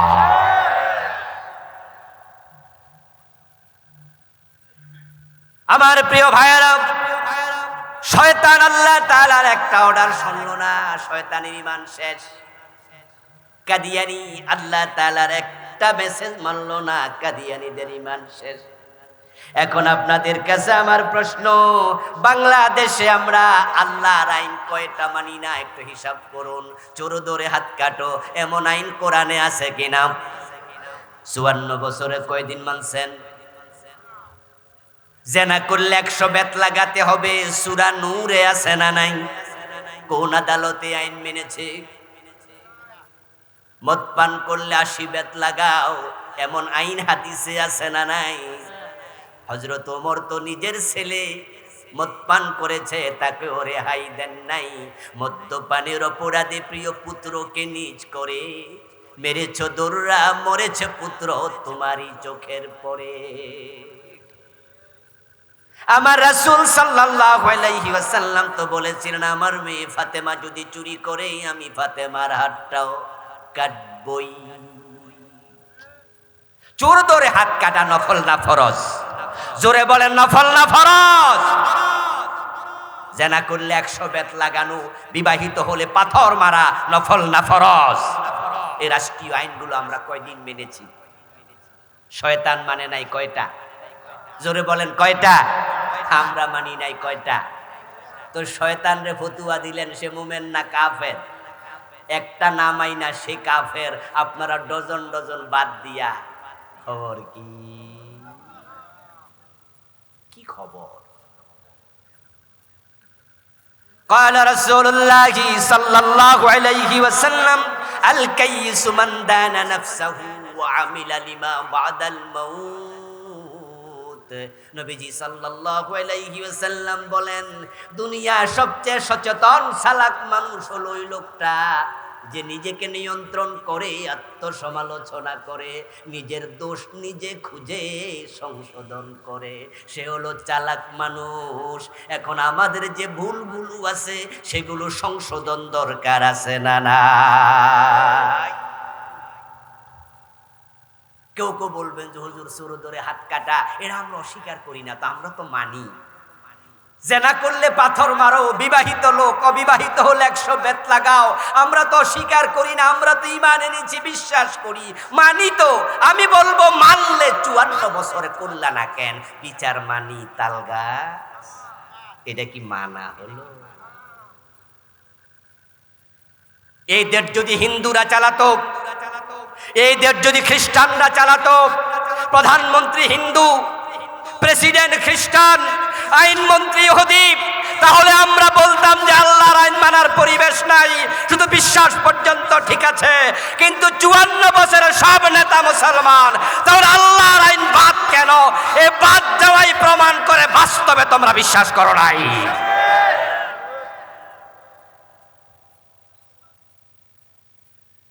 ঈমান নিয়ে মরতে যদি চান, এ কোরআনের আইনের প্রতি আপনাকে পরিপূর্ণ সাপোর্ট করতেই হবে। যেই সংবিধান কোরআন বিরোধী, যেই সংবিধানে আছে কুফর এবং শিরিক, আমার নেতা আপনার নেতা সংসদে দাঁড়িয়ে বলে পবিত্র সংবিধান। আজীব তো, ডক্টর কামাল মিয়া লেখছে এটা পবিত্র শিরক আর কুফরে ভরা। তারপরে আমার প্রশ্ন আপনাদের বিবেকের কাছে, এই সংবিধানে পর্যন্ত পরিবর্তন হয়েছে 18 বার। পবিত্র হলে কাটলা কেমনে, বাদ দিলা কেমনে? আসলে পবিত্র না, এটা সুবিধা মতো, সুবিধা হলে কাটে, সুবিধা থাকলে আবার দোহাই দেয়। আমি তো বলতে চাই যে এই সংবিধানে কুফর শিরক থাকে, ওই সংবিধান মুসলমানের সংবিধান হতে পারে না। মুসলমানের সংবিধানের নাম কি? কোরআন। কোরআন আমাদের সংবিধান। আমার বন্ধু, কুফর এবং শিরক এত জঘন্যভাবে আমাদের জীবন দখল করেছে, আমরা হাসতে হাসতে শিরক করি, আমরা বুঝি না এটা যে শিরক। ও প্রিয় ভাইরা, হিন্দুদের দুর্গা পূজা যখন আসে তখন দেখবেন আমাদের রাষ্ট্রের টেলিভিশন চ্যানেলগুলোতে, পত্র পত্রিকাগুলোতে, বিভিন্ন বাজারে, মার্কেটে, শপিং মলের সামনে কত বড় ব্যানার শোভা পায়, লেখা শোভা পায়। সেখানে লেখা থাকে শারদীয় দুর্গা পূজার শুভেচ্ছা, নিচে লেখা আলহাজ আব্দুল জলিল। এমন আসেনি? আসেনি? আসেনি? আচ্ছা, দুর্গা পূজা করা জায়েজ না হারাম? ছোট শিরিক না বড় শিরিক? শিরিককে সাপোর্ট করাও তো শিরিক, কুফরকে সাপোর্ট করাও তো কুফর। শুধুমাত্র শারদীয় দুর্গা পূজার শুভেচ্ছা দিয়ে ক্ষান্ত নয়, গত 15-20 বছর একটা শিরকি স্লোগানকে প্রমোট করেছে, যেটাকে আমাদের বাচ্চাদের পাঠ্যপুস্তকে প্রাইমারি ক্লাসে ঢুকিয়েছে। সেটা হচ্ছে ধর্ম যার যার, উৎসব সবার। এই স্লোগান যখন দুর্গাপূজা আসলে দেয়, যে ব্যক্তি বিশ্বাস করবে স্লোগানে, আল্লাহর কসম তার ঈমান শেষ। ঈমান যখন থাকে না, নেক আমলও আর থাকে না, সব শেষ। এটা কেন শিরিক? এটা কেন কুফর? কারণ আল্লাহর কোরআনের পুরা উল্টা। পবিত্র কোরআনে আল্লাহ যে স্লোগান শিখিয়েছেন, আল্লাহর শিখানো স্লোগান হলো লাকুম দীনুকুম ওয়ালিয়া দীন। বাংলা অর্থ হলো তোমার ধর্ম তোমার, আমার ধর্ম আমার। এই স্লোগান শিখিয়েছেন কে? এই আয়াতকে আপনারা পারেন না? লাকুম দীনুকুম ওয়ালিয়া দীন। ও হিন্দুরা, তোমাদের ধর্ম তোমরা পালন করো। বাংলাদেশের হিন্দুদের সাথে আমাদের কোনো বৈরিতা নেই, তাদের সাথে দুশ্মনী নেই। তাদের দোকানে আমরা খরচ করি, আপনাদের এই বাজারও হিন্দুর দোকান আছে না নাই? আমার প্রতিবেশী যদি হিন্দু থাকে, তার বিপদে আমরা মুসলমানরা ঝাঁপিয়ে পড়ি। অসুস্থ হলে টাকা হাওলাত দেই, প্রয়োজনে আমরা রক্ত দিয়ে সহযোগিতা করি, অসুবিধা নেই। কিন্তু হিন্দুদের দুর্গা পূজাকে সাপোর্ট করা যাবে না। ইন্না শিরকা লাযুলমুন আযীম। শিরক নিশ্চয়ই বড় জুলুম। তাদের দুর্গাপূজার সময় আপনি বলছেন ধর্ম যার যার, উৎসব সবার। আল্লাহর কোরআনের উল্টা স্লোগান। আল্লাহ শিখিয়েছে লাকুম দীনুকুম, তোমাদের ধর্ম তোমাদের, ওয়ালিয়া দীন, আমার ধর্ম আমার। আপনারা বলুন তো, এই স্লোগানটা কি ধর্ম যার যার, উৎসব সবার, নাকি ধর্ম যার, উৎসব তার? তোমার ধর্ম তোমার, আমার ধর্ম আমার, দুইটা কি এক না আলাদা? তাহলে স্লোগান কেন হবে এক? গত 15 বছরে এই লোকগুলো যারা বাংলাদেশ শাসন করেছে বিনা ভোটে, জুলুম করে, পায়তারা করে, তারা এই দেশকে হিন্দুত্ববাদীতে তুলে দেওয়ার ষড়যন্ত্র করেছে। তারা মাদ্রাসার বইতে পর্যন্ত মন্দির ঢুকাইছে। আপনারা জানেন কিনা জানি না, 2024-এ দাখিল ক্লাসের বই নেবেন, ক্লাস 6, 7, 8 দাখিল 7, ক্লাস 8 লেখা আছে, দেখবেন সিলস অফ মাদ্রাসা বোর্ডের। ওই বইয়ের পাতায় দেখবেন হারমোনিয়ামের ছবি, দোতারার ছবি। আমিও একটা কামিল মাদ্রাসার মুহাদ্দিস, এই বই আমি দেখে বলছি, সেখানে ভিতরে মন্দিরের ছবি ঢুকাইছে, বইয়ের কভারে হাফ প্যান্ট পরা মাইয়ার ছবি দিয়ে রাখছে। এই দেশটাকে তারা শেষ করে দিতে চেয়েছে। আমাদের প্রতি আল্লাহর বড় দয়া, অগাস্ট বিপ্লবের মাধ্যমে জালেমদের থেকে আল্লাহ আমাদের মুক্ত করেছেন। তারা সিলেবাসে কুফরি ঢুকিয়ে দিয়েছিল।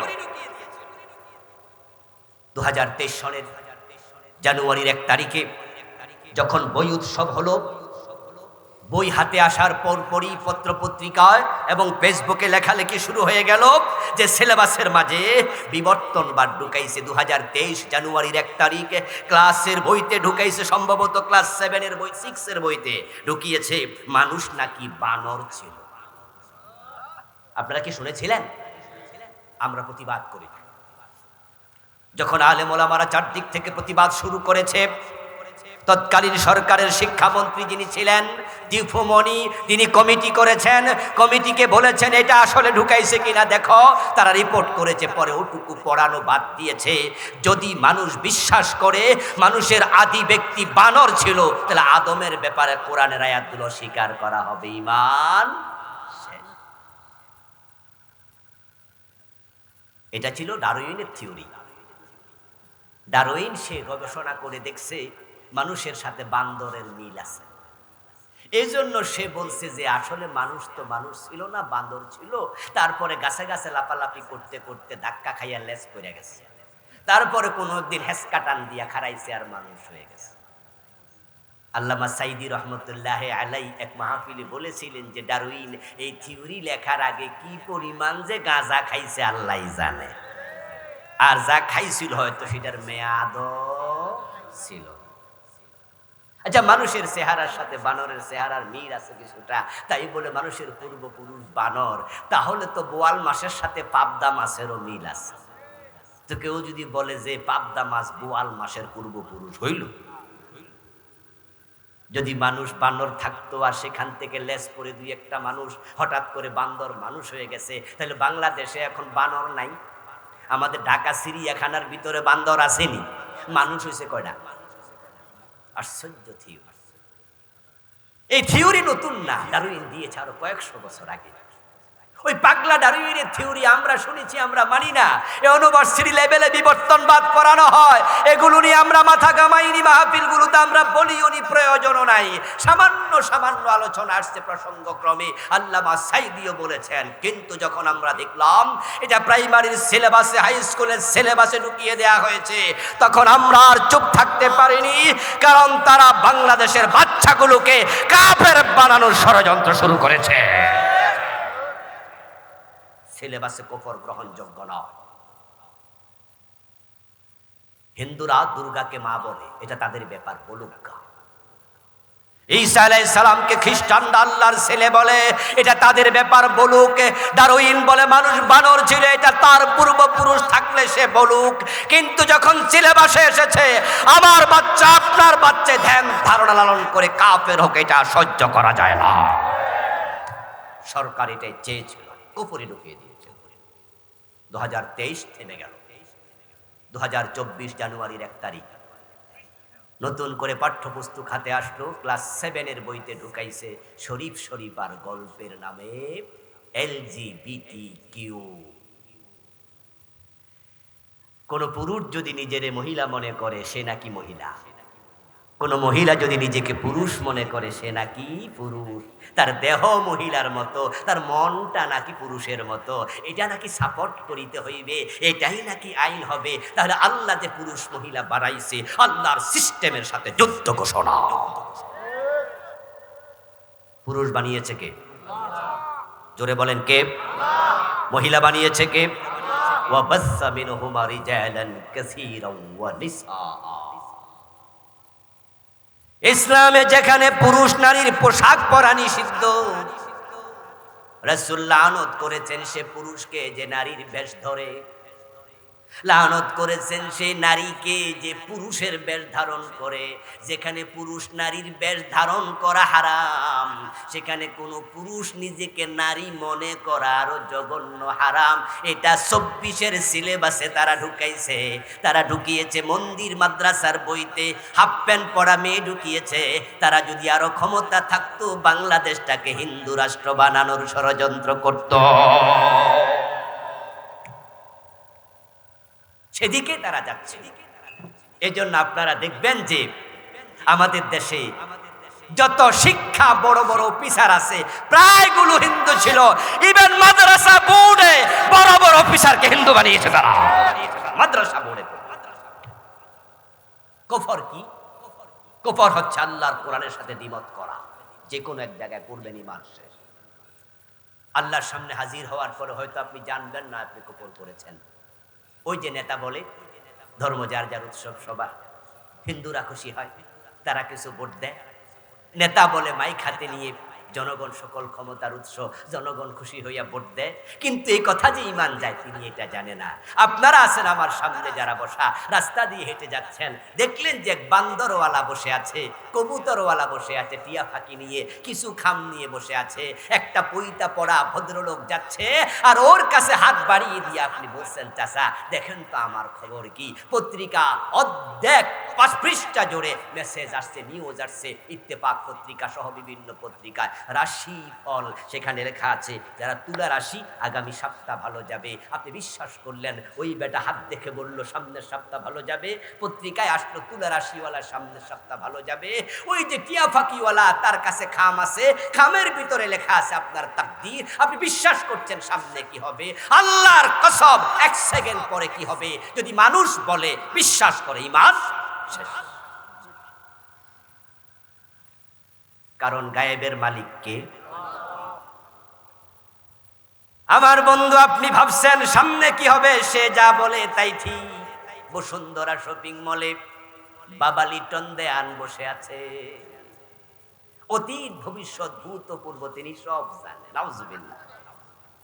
আমার প্রিয় ভাইরা, মা তার সন্তানকে পরামর্শ যে বাবা মালয়েশিয়া যাবি, পাসপোর্ট জমা দিবি ভিসাওয়ালার কাছে ভিসা দেওয়ার জন্য।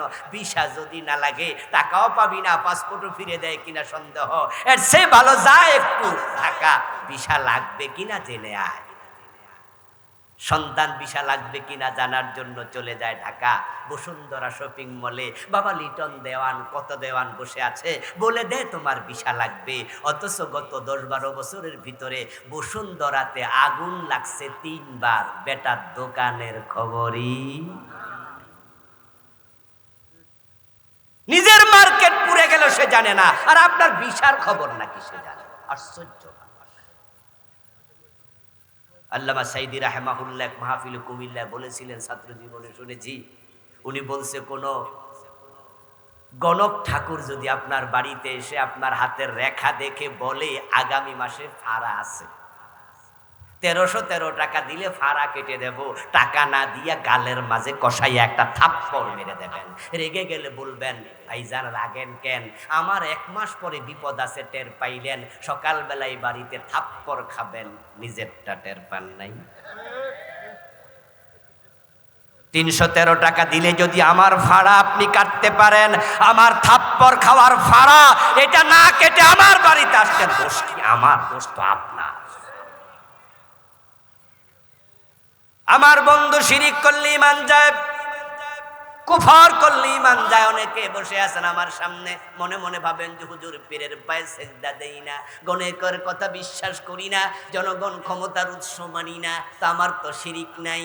আমি বলবো হ্যাঁ দোস্ত, আমি জানি না কার কোন শিরিক কোন জায়গায় ঢুকেছে। যে এলাকায় মাজার আছে, ভণ্ড পীরের মাজার, ওই এলাকার শিরিকের বাজার মিলে গেছে। মাজারে মানত করা শিরিক, মাজারে মানত করা শিরিক। মানত একটা ইবাদত, আর ইবাদত হবে শুধু কার? ইবাদত আল্লাহর। মানত যদি করেন শুধু আল্লাহর জন্য, কোন মাজারের জন্য না। অথচ শাহজালাল, শাহপরান রহমতুল্লাহি আলাইহিমা, উনাদের মতো বড় বড় আল্লাহর ওলি, তাদের দরবারেও মানত। শাহপরানের দরবারে, মাজারে, শাহজালালের মাজারে গিয়ে দেখবেন মোমবাতির অভাব নাই। যে মোমবাতি গুলা কি আসমান থেকে নাজিল হইছে? কারা দিছে? আপনারা, আমাদের কোনো ভাই বোন। এলাকার মাজার গুলোতে গিয়ে দেখবেন মোমবাতির অভাব নাই। ব্রাহ্মণবাড়িয়াতে আছে খরমপুর, নাম শুনছেন? মাহফিল করতে গিয়েছি, আর পাশ দিয়ে হেঁটে যাচ্ছি গাড়ি নিয়ে, ড্রাইভারকে বললাম ঢোকো। ড্রাইভার ঢুকলো, আমি একটু ঘুরে দেখলাম। আমি গত বছর ওখানে গিয়া দেখি যে মাটি গর্ত কইরা টাকা রাখার জন্য গামলা বানাইছে। গরুরে আপনাদের এলাকায় ভাতের মার খাওয়ায় না, ওইটার জন্য কি বানায়? সারি বানায় না, গামলা বানায়। এরকম বিশাল গাড়ি, এত জোরে সারি, এত বড় গামলা বানাইছে, এর উপরে রড দিয়া সাল বানাইছে। এটার ভিতরে মানুষ দাঁড়াইলে তার মাথা সহ ডুবে যাবে। জিজ্ঞাসা করলাম, ভাই এটাতে কি কাজ? বলো হুজুর, উরুষের সময় প্রতিদিনই একবার দুইবার তিনবার টাকা ভইরা যায়, মানুষ মানত করছে, ইবাদত হবে আল্লাহর, মানত হবে আল্লাহর, কোনো মাজারের নামে না। মাজারে মানত করা শিরিক, মাজারে চাওয়া শিরিক, মাজারে সেজদা করা শিরিক। যে ব্যক্তি মসজিদে গিয়ে আল্লাহকে সেজদা করলো, মাজারে গিয়ে ফিরকে সেজদা করলো, ঈমান চলে গেল। মসজিদে গিয়ে দাঁড়ায় দাঁড়ায় আল্লাহর কাছে বলে, আল্লাহ আমি তোমার কাছে চাই, ইয়াকা না'বুদু ওয়া ইয়াকা নাস্তাঈন। বিয়ে করেছে প্রথম 2 বছর 3 বছর বাচ্চা নেয় না, তারপরে এবার বাচ্চা নিতে চায়, বাচ্চা হয় না। মার কাছে দোয়া চায়, বাবার কাছে চায়, আত্মীয় স্বজনের কাছে চায়, চলে যায় 4 বছর হুজুরের কাছে বলে, তারপরে এবার এখানে সেখানে দৌড়াদৌড়ি করে, এক পর্যায়ে 10 বছর 12 বছরেও বাচ্চা হয় না। মন খারাপ, হায় রে আমি বুঝি বাবা ডাক শুনবো না, মেয়েটার মন খারাপ, আমি মা ডাক শুনতে পাবো না। ডাক্তার রিপোর্ট দিয়েছে, কোনো প্রবলেম পাওয়া যায় নাই। অফিসে মুখ গোমরা করে বসে আছে। কলিগ পিঠে থাপ্পড় দিয়া বলে, ভাইজান কি খবর, মন খারাপ কেন? বলে, ভাই তোমার ভাবি গত রাতে ঘুমায় নাই, কানতে কানতে সারা রাত কাবার করেছে, ডাক্তার বলেছে কোনো দোষে পাওয়া যায় না, সেভাবে মা ডাক বুঝে শুনবে না, আমার মনটা বড্ড খারাপ।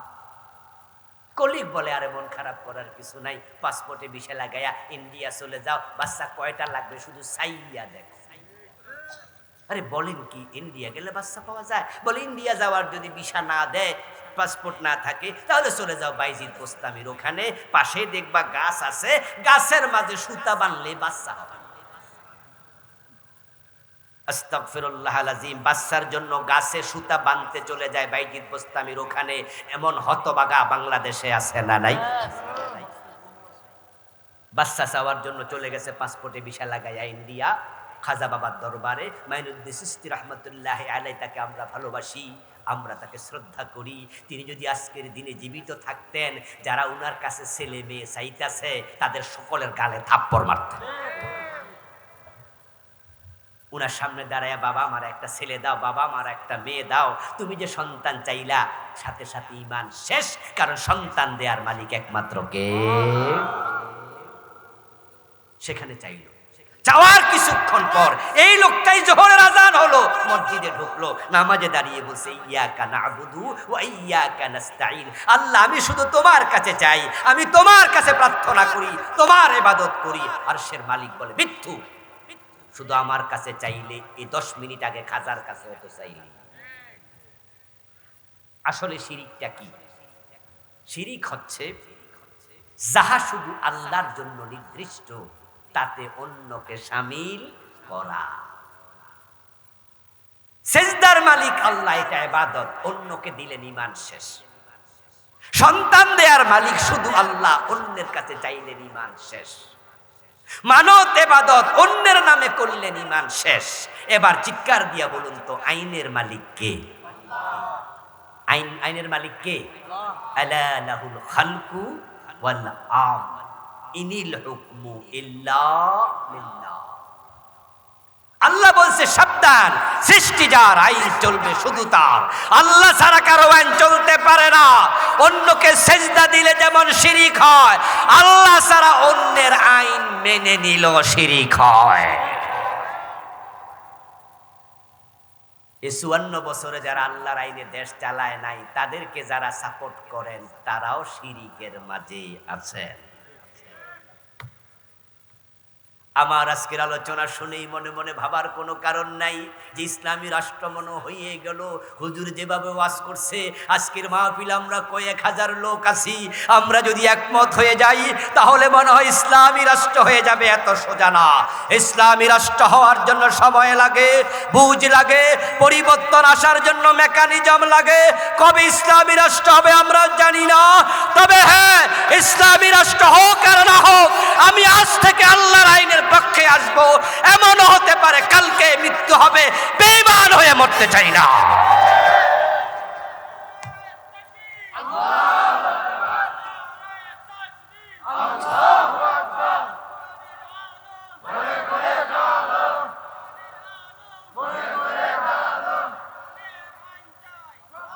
আমার প্রিয় ভাইরা, তাহলে কুফর আর শিরিক করা যাবে না, এটা তো বুঝলেন।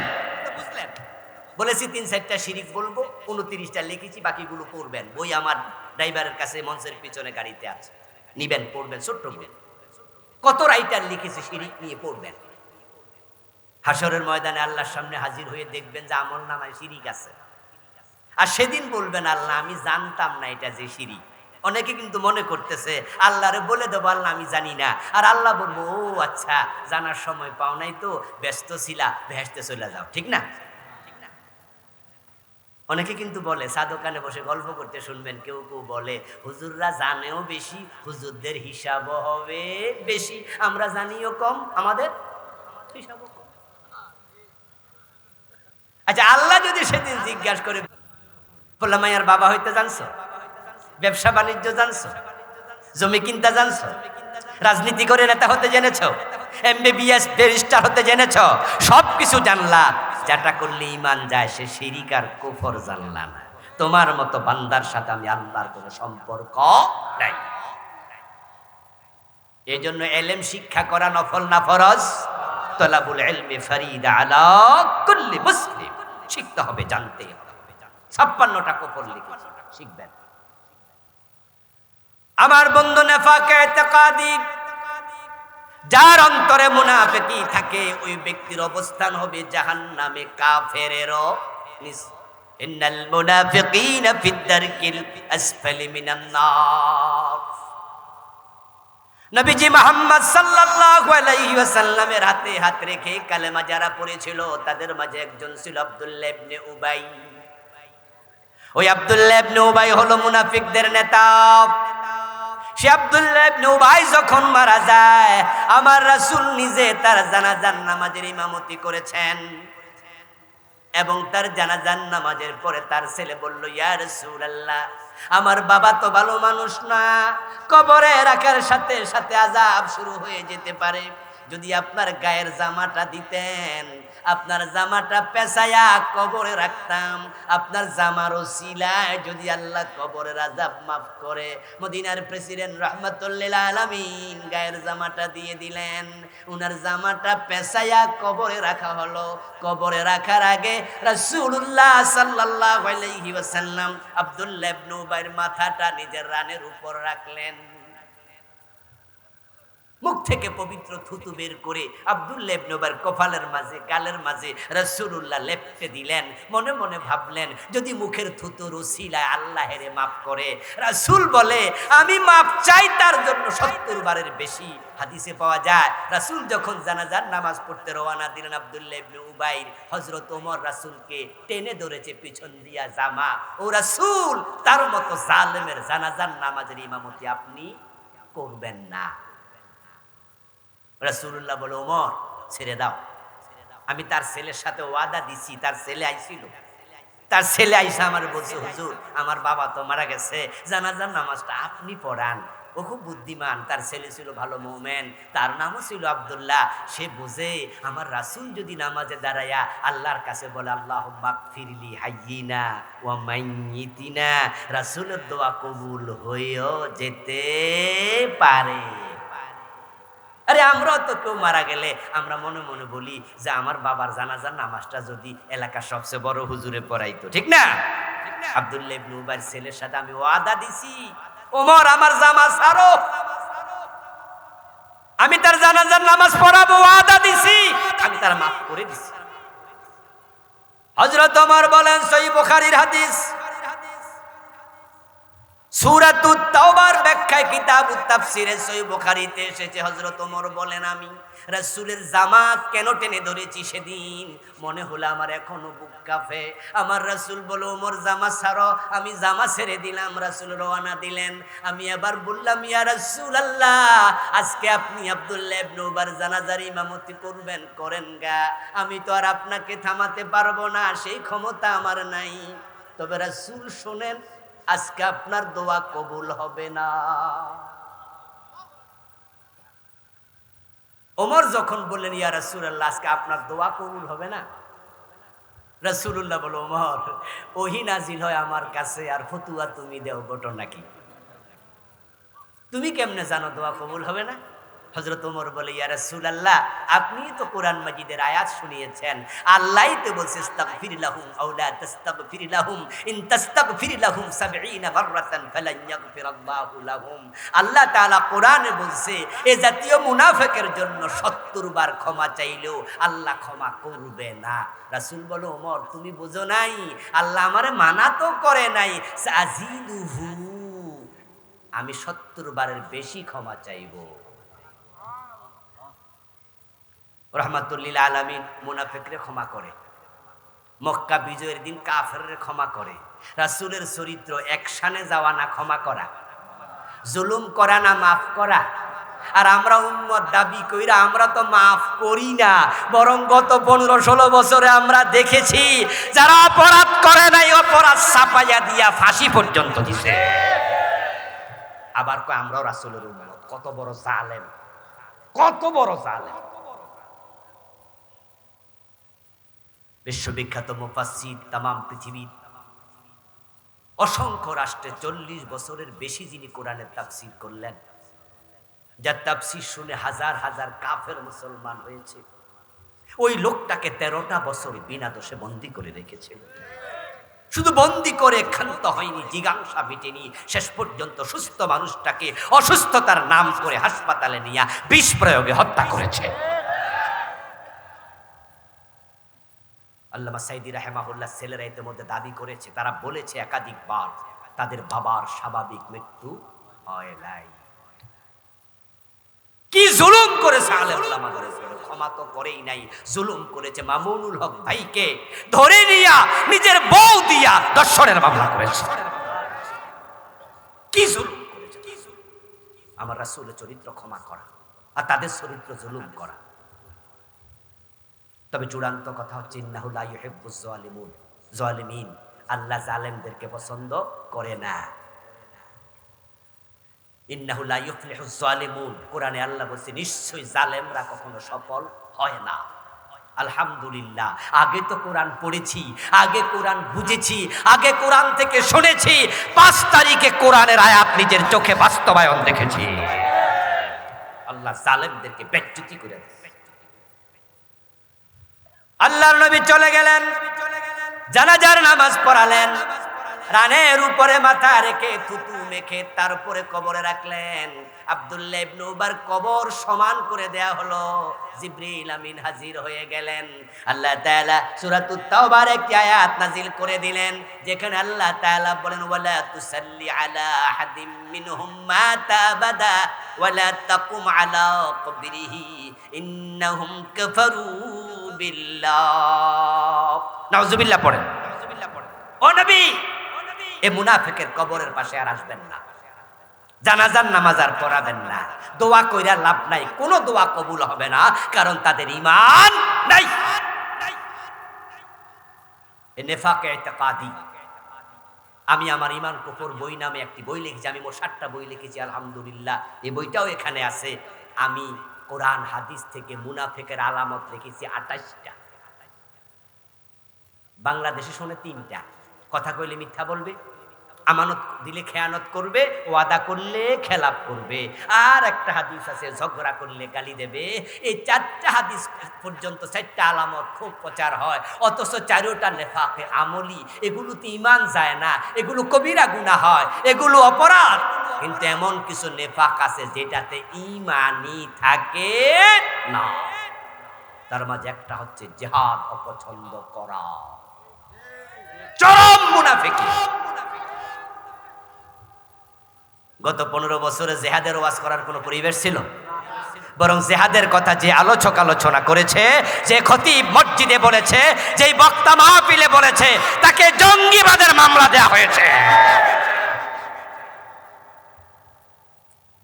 ওয়াইদা উনজিলাত সূরাতুম মুহকামা ওয়া যুকিরা ফিহাল কিতাল রাআইতাল্লাযীনা ফী কুলুবিহিম মারাদুন ইয়ানজুরুনা ইলাইকা নাযারাল মাগশিয়্যি আলাইহি মিনাল মাউত।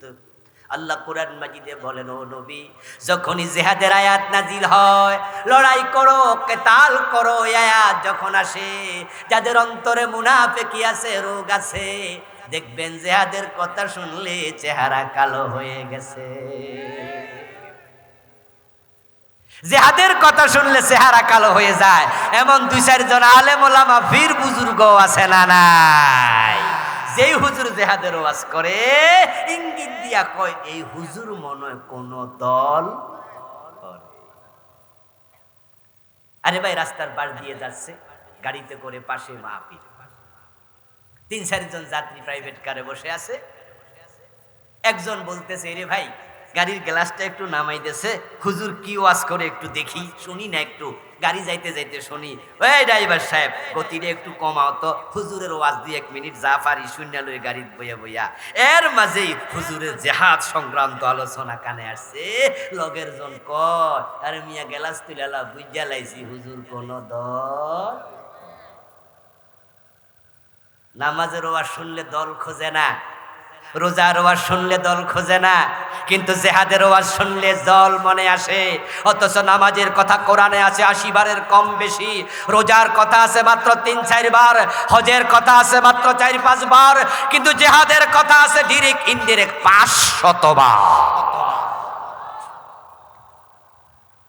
আমার রাসূল জীবনে হজ করেছেন একটা, আর জেহাদ করেছেন 27 যুদ্ধে সেনাপতি হয়ে 27টা। রাসূল সাল্লাল্লাহু আলাইহি সাল্লামের একজন সাহাবী খুঁজে পাওয়া যাবে না যিনি সামর্থ্যবান অথচ যুদ্ধের মাঠে যায় নাই, এমন একজন সাহাবীও নাই। বরং রাসূলের মেয়ে ফাতেমাতুজ জাহরা রাদিয়াল্লাহু তাআলা আনহা মহিলা মানুষ, উনিও যুদ্ধের মাঠে গেছে।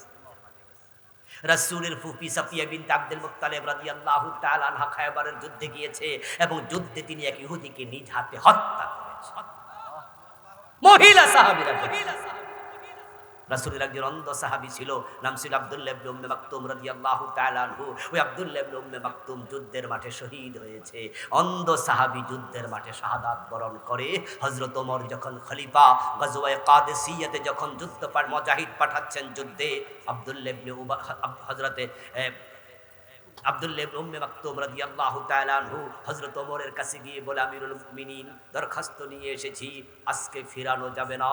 হযরত ওমর বলে, আব্দুল্লাহ কি দরখাস্ত? বলে, রাসূল আমাকে যুদ্ধে নেয়নি, আমার চোখ নাই, আমাকে মদিনার মসজিদের ইমামতির দায়িত্ব দিয়ে রাসূল চলে যেতেন যুদ্ধে। কত সতীর্থ শহীদ হয়ে জান্নাতে চলে গেছে, আমি তো জান্নাত পাইনি। কত সতীর্থ আমল ভর্তি করে সওয়াব নিয়ে মদিনায় ফিরে এসে যুদ্ধের মাঠ থেকে, আমি তো সেটাও পারিনি। আমি আর বাড়িতে থাকবো না, গজওয়ায়ে কাদেসিয়াত আমাকে পাঠাতেই হবে। অন্ধ সাহাবী যুদ্ধে যাওয়ার জন্য পাগল পাড়া। যুদ্ধের মাঠে গেলে গরম গরম জিলাপি পাওয়া যায়, ঠিক না? হালুয়া রুটি পাওয়া যায়। উনি বুঝে না যুদ্ধের মাঠে গেলে কি হয়, চোখ চলে যায়, হাত চলে যায়, জীবন চলে যায়। হযরত ওমর জিজ্ঞাসা করে, আব্দুল্লাহ তুমি যে যুদ্ধে যাওয়ার জন্য আমার কাছে দরখাস্ত নিয়ে এসেছো, আমার প্রশ্নের জবাব দাও। তুমি তো অন্ধ মানুষ, যুদ্ধে গিয়ে কি করবা সেটা বলো। আব্দুল্লাহ ইবনে উম্মে মাকতুম রাদিয়াল্লাহু তাআলা আনহু বলে, আমিরুল মুমিনিন আমি জানি এই প্রশ্ন আপনি আমাকে করবেন, জবাব তৈরি করে এসেছি। আমি অন্ধ মানুষ, যুদ্ধের মাঠে গিয়ে তলোয়ার হাতে নিয়ে যুদ্ধ করতে পারবো না, এটা আমি জানি। কিন্তু যদি কালেমার পতাকা আমার হাতে দেন, আমি ওয়াদা দিলাম 2 হাতে উঁচু করে তুলে রাখবো, মৃত্যু পর্যন্ত মাটিতে পড়তে দেব না। ওইটা আমি পারবো। যুদ্ধের মাঠে কমপক্ষে এই কাজের জন্য আমার এলেন, আমি যুদ্ধে যেতে চাই, এটা তো পারবো আমি, এই কাজটা আমার দেন। জেহাদের আগ্রহ দেখে ফারুক আজম ওমর রাদিয়াল্লাহু তাআলা আনহু তিনি সেনাপতিকে ডেকে বললেন, ও সেনাপতি, কালেমার পতাকা এবার তোমার হাতে না, বরং আমি আব্দুল্লাহর হাতে দিলাম। গজওয়ায়ে কাদেসিয়াতে তিনি চলে গেলেন। যুদ্ধ যখন প্রচন্ড আকার ধারণ করলো, মুসলিম মুজাহিদরা এদিক সেদিক ছড়িয়ে ছিটিয়ে পড়লেন। যুদ্ধ করতে করতে উনি একা হয়ে গেলেন। উনার হাতে কালেমার পতাকা, যার হাতে কালেমার পতাকা উঠতেছে সে যে মুমিন, এটা বুঝতে কি কঠিন কিছু? কাফেররা বুঝেছে, তীর মেরেছে, ধনুক মেরেছে, বর্শা মেরেছে, হত্যা করেছে, ধনুক থেকে তীর মেরে হত্যা করেছে। যুদ্ধের পরে দেখা গেল উনার লাশটা মাটিতে পড়ে আছে, তবে তখনও 2 হাত কালেমার পতাকা ধরা। ওই যে ওয়াদা দিয়েছেন, কালেমার পতাকা মৃত্যু পর্যন্ত মাটিতে পড়তে দেব না, ধরে রাখবো। আমার রাসূল যদি আজকে বেঁচে থাকতেন তাহলে আমরাও জিহাদের মাঠে যাওয়া লাগতো। মুসলমানরা যখন থেকে জিহাদ ছেড়ে দিয়েছে তখন থেকে বিশ্বব্যাপী মাইর খাওয়া শুরু হয়েছে। আমরা যদি জিহাদ করতে জানতাম ফিলিস্তিনের মুসলমান মাইর খাওয়া লাগতো না। একটি সময় ছিল যখন মুসলমানের এক হাতে ছিল কোরআন আর এক হাতে ছিল তলোয়ার। সেই স্পেনে মুসলমান লাঞ্ছিত হয়েছে। তারিক বিন জিয়াদ রাহিমাহুল্লাহ 4000 সৈন্য নিয়ে আরব থেকে স্পেন চলে গিয়েছে। আল্লাহ পুরো স্পেনকে মুসলমানের হাতে তুলে দিয়েছে। প্রায় অর্ধ সহস্র বছর ইসলামের পতাকা স্পেনে উড়েছে। তাম পৃথিবীর সব জায়গা মুসলিম যেখানে ইজ্জত সেখানে, মুসলিম ছিল যেখানে বিজয় পদ চুম্বন করেছে সেখানে। অর্ধ পৃথিবী আল্লাহ মুসলমানের হাতে তুলে দিয়েছিল, কারণ মুসলমান জিহাদ করতে জানতো, অন্যায় করেনি, অন্যায় সহ্য করেনি। শায়েখ আব্দুর রহমানের মতো বোমাবাজি করাকে আমরা জিহাদ বলি না। নিরীহ মানুষ হত্যা করার নামও জিহাদ না। জিহাদ মানে হলো অন্যায় যেখানে প্রতিরোধ সেখানে।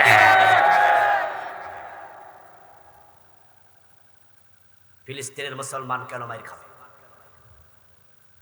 200 কোটি মুসলমান নাকে তেল দিয়ে কেন ঘুমাচ্ছে? পাকিস্তানের কাছে পরমাণু অস্ত্র আছে, তুরস্কের কাছে প্রশিক্ষিত সৈন্য আছে, সৌদি আরব, কাতার, দুবাইয়ের কাছে কোটি কোটি ডলার আছে, 250 কোটি মুসলমান আছে। যদি আজকে 57টি মুসলিম রাষ্ট্র ওআইসির সম্মেলন ডেকে একটা হুঙ্কার দিয়ে বলতো যে আমরা ফিলিস্তিনের পক্ষে আছি, আমার বিশ্বাস যুদ্ধ একদিনে বন্ধ হয়ে যেত। কিন্তু কথা বলেছে, সবাই চুপ করে আছে। যারা জিহাদ পছন্দ করে না তারা ঈমান নিয়ে মরার সম্ভাবনা কম।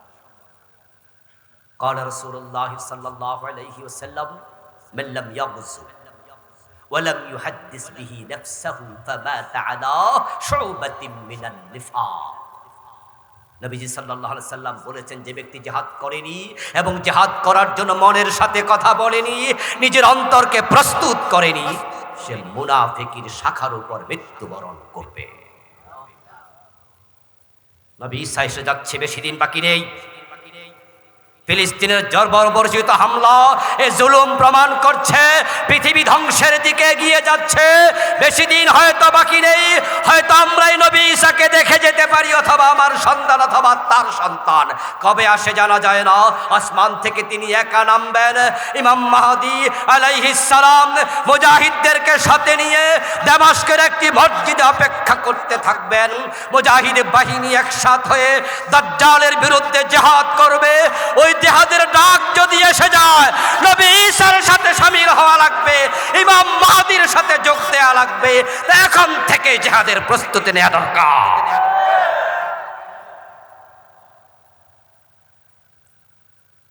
মুনাফিক সে যে আল্লাহর কোরআনের আইনের পক্ষে কথা বলে না। আমি 28টি আলামত লিখেছি, পড়বেন। নিফাক নিয়ে মরবেন, ঈমান শেষ। 4 নাম্বার, হারাম খাইলে আমল কবুল হয় না। 5 নাম্বার, বেদাতি হলে আমল কবুল হয় না। নবীজি বলছেন, মান ইশতারা সাওবাম বিআশারাতি দারাহিম ফীহি দিরহামু হারামিন লাম ইয়াকবালিল্লাহু লাহু সালাতাহু মা দামা আলাইহি। যে ব্যক্তি 10 টাকা দিয়ে কাপড় কিনলো, 9 টাকা হালাল, 1 টাকা হারাম। ওই 1 টাকা হারাম থাকলে ওই কাপড় পরে নামাজ পড়লে 1 রাকাত কবুল হবে না। সুদে টাকা লাগায় এমন লোক আজকের মাহফিল 2-1 আছে না নাই? গোশখোর 2-1 আছে। বনের জমি দখল করে রাখছে এমন লোক আছে। ওজনে কম দে, মালে বেজাল দে, মানুষ ঠকা। তুমি হারাম খাও, তোমার কোন ইবাদত আল্লাহ পর্যন্ত পৌঁছবে না। নবীজি বলছেন, হজ করার জন্য মক্কায় চলে গিয়ে তিউলুস সাফারা আশআসা আকবারা ইয়ামুদ্দু ইয়াদাইহি ইলাস সামা ফায়াকুল ইয়া রাব্বি ইয়া রাব্বি ইয়া রাব। হজ করার জন্য মক্কায় চলে গেল, এলোমেলো দেহ চুল, উস্কো কুস্কো চুল, ধুলি ধূসরিত দেহ, কাবার অঙ্গনে দাঁড়িয়ে হে আল্লাহ করে মুনাজাত করে। আর হাজী সাহেব মনে মনে ভাবে, এমন জায়গায় দাঁড়িয়েছি যেখানে কত নবীর পায়ের ধুলি বালি লেগে আছে, আল্লাহ দোয়া ফিরাবে না। মাতামুহু হারাম ওয়া মাশরাবুহু হারাম ওয়া মালবাসুহু হারাম ওয়া গুযিয়া বিল হারাম ফাআন্না ইউস্তাজাবু লিযালিকা। পেটে হারাম, কাপড়ে হারাম, রক্তে হারাম, গোশতে হারাম। যে হারাম খায় সে কাবার ভিতরে ঢুকে দোয়া করলো, আল্লাহ দোয়া কবুল করে না। হারাম ছেড়ে দেন, হারাম ছেড়ে দেন, হারাম ছেড়ে দেন। যারা বেদাতি হয়, বাংলাদেশে বেদাত আসেনি? আরে বেদাত অভাব নাই। এ নিয়ে আমি আলাদা বই লিখেছি, বাংলাদেশে চলমান 38 লিখেছি। কোন কোনগুলো বেদাত কয়টা বলবো, সময় তো নাই, 12টা তো বেঁচে গেল। আমি 38টা লিখেছি, হয়তো আরো কত বেশি আছে আমি জানি না। জিকির করতে করতে লাফায়, কাপড় চোপড় খুইলা লায়, গাছের আগায় বাসের আগায় ওঠে। পুরুষ মহিলা মিলে জিকির করে। আজানের আগে দুরূদ শরীফ চালু করে দিয়েছে। ঈদে মিলাদুন নবী পালন করছে সওয়াবের নিয়তে। এমন ইবাদত যারা রাসূল এবং সাহাবারা করে নাই, ওটার নামই বিদআত। মান হাদাসা ফি আমরিনা হাযা মা লাইসা মিনহু ফাহুয়া রাদ ফাহুয়া মারদুদ। প্রিয় ভাইরা, যে ব্যক্তি বেদাতি হয় তার নামাজ, রোজা, হজ, যাকাত আল্লাহ কবুল করা বন্ধ করে দেয়। রাসূলুল্লাহ কিয়ামতের দিন বেদাতিকে সৌকান বলে তাড়িয়ে দেবেন, হাউজের পানি দেবেন না। قال رسول الله صلى الله عليه وسلم হাল্লাত শাফাআতি লি উম্মতি ইল্লা সাহিবা বিদআ। আমার শাফাত কিয়ামতের দিন অনুমোদিত, কার্যকর, কিন্তু বেদাতির জন্য আল্লাহ সুপারিশের অনুমতি দেবেন না। বেদাতগুলো চিনে রাখা দরকার আছে না নাই? প্রিয় ভাইয়ের, আসুন আলোচনার জিস্ট। 5টি অপরাধ থেকে আমরা বেঁচে থাকব। কুফর করব না, শিরিক করব না, নিফাক করব না, হারাম খাবো না, বেদাতি হব না। আল্লাহ তুমি তৌফিক দাও, সবাই বলেন আমিন।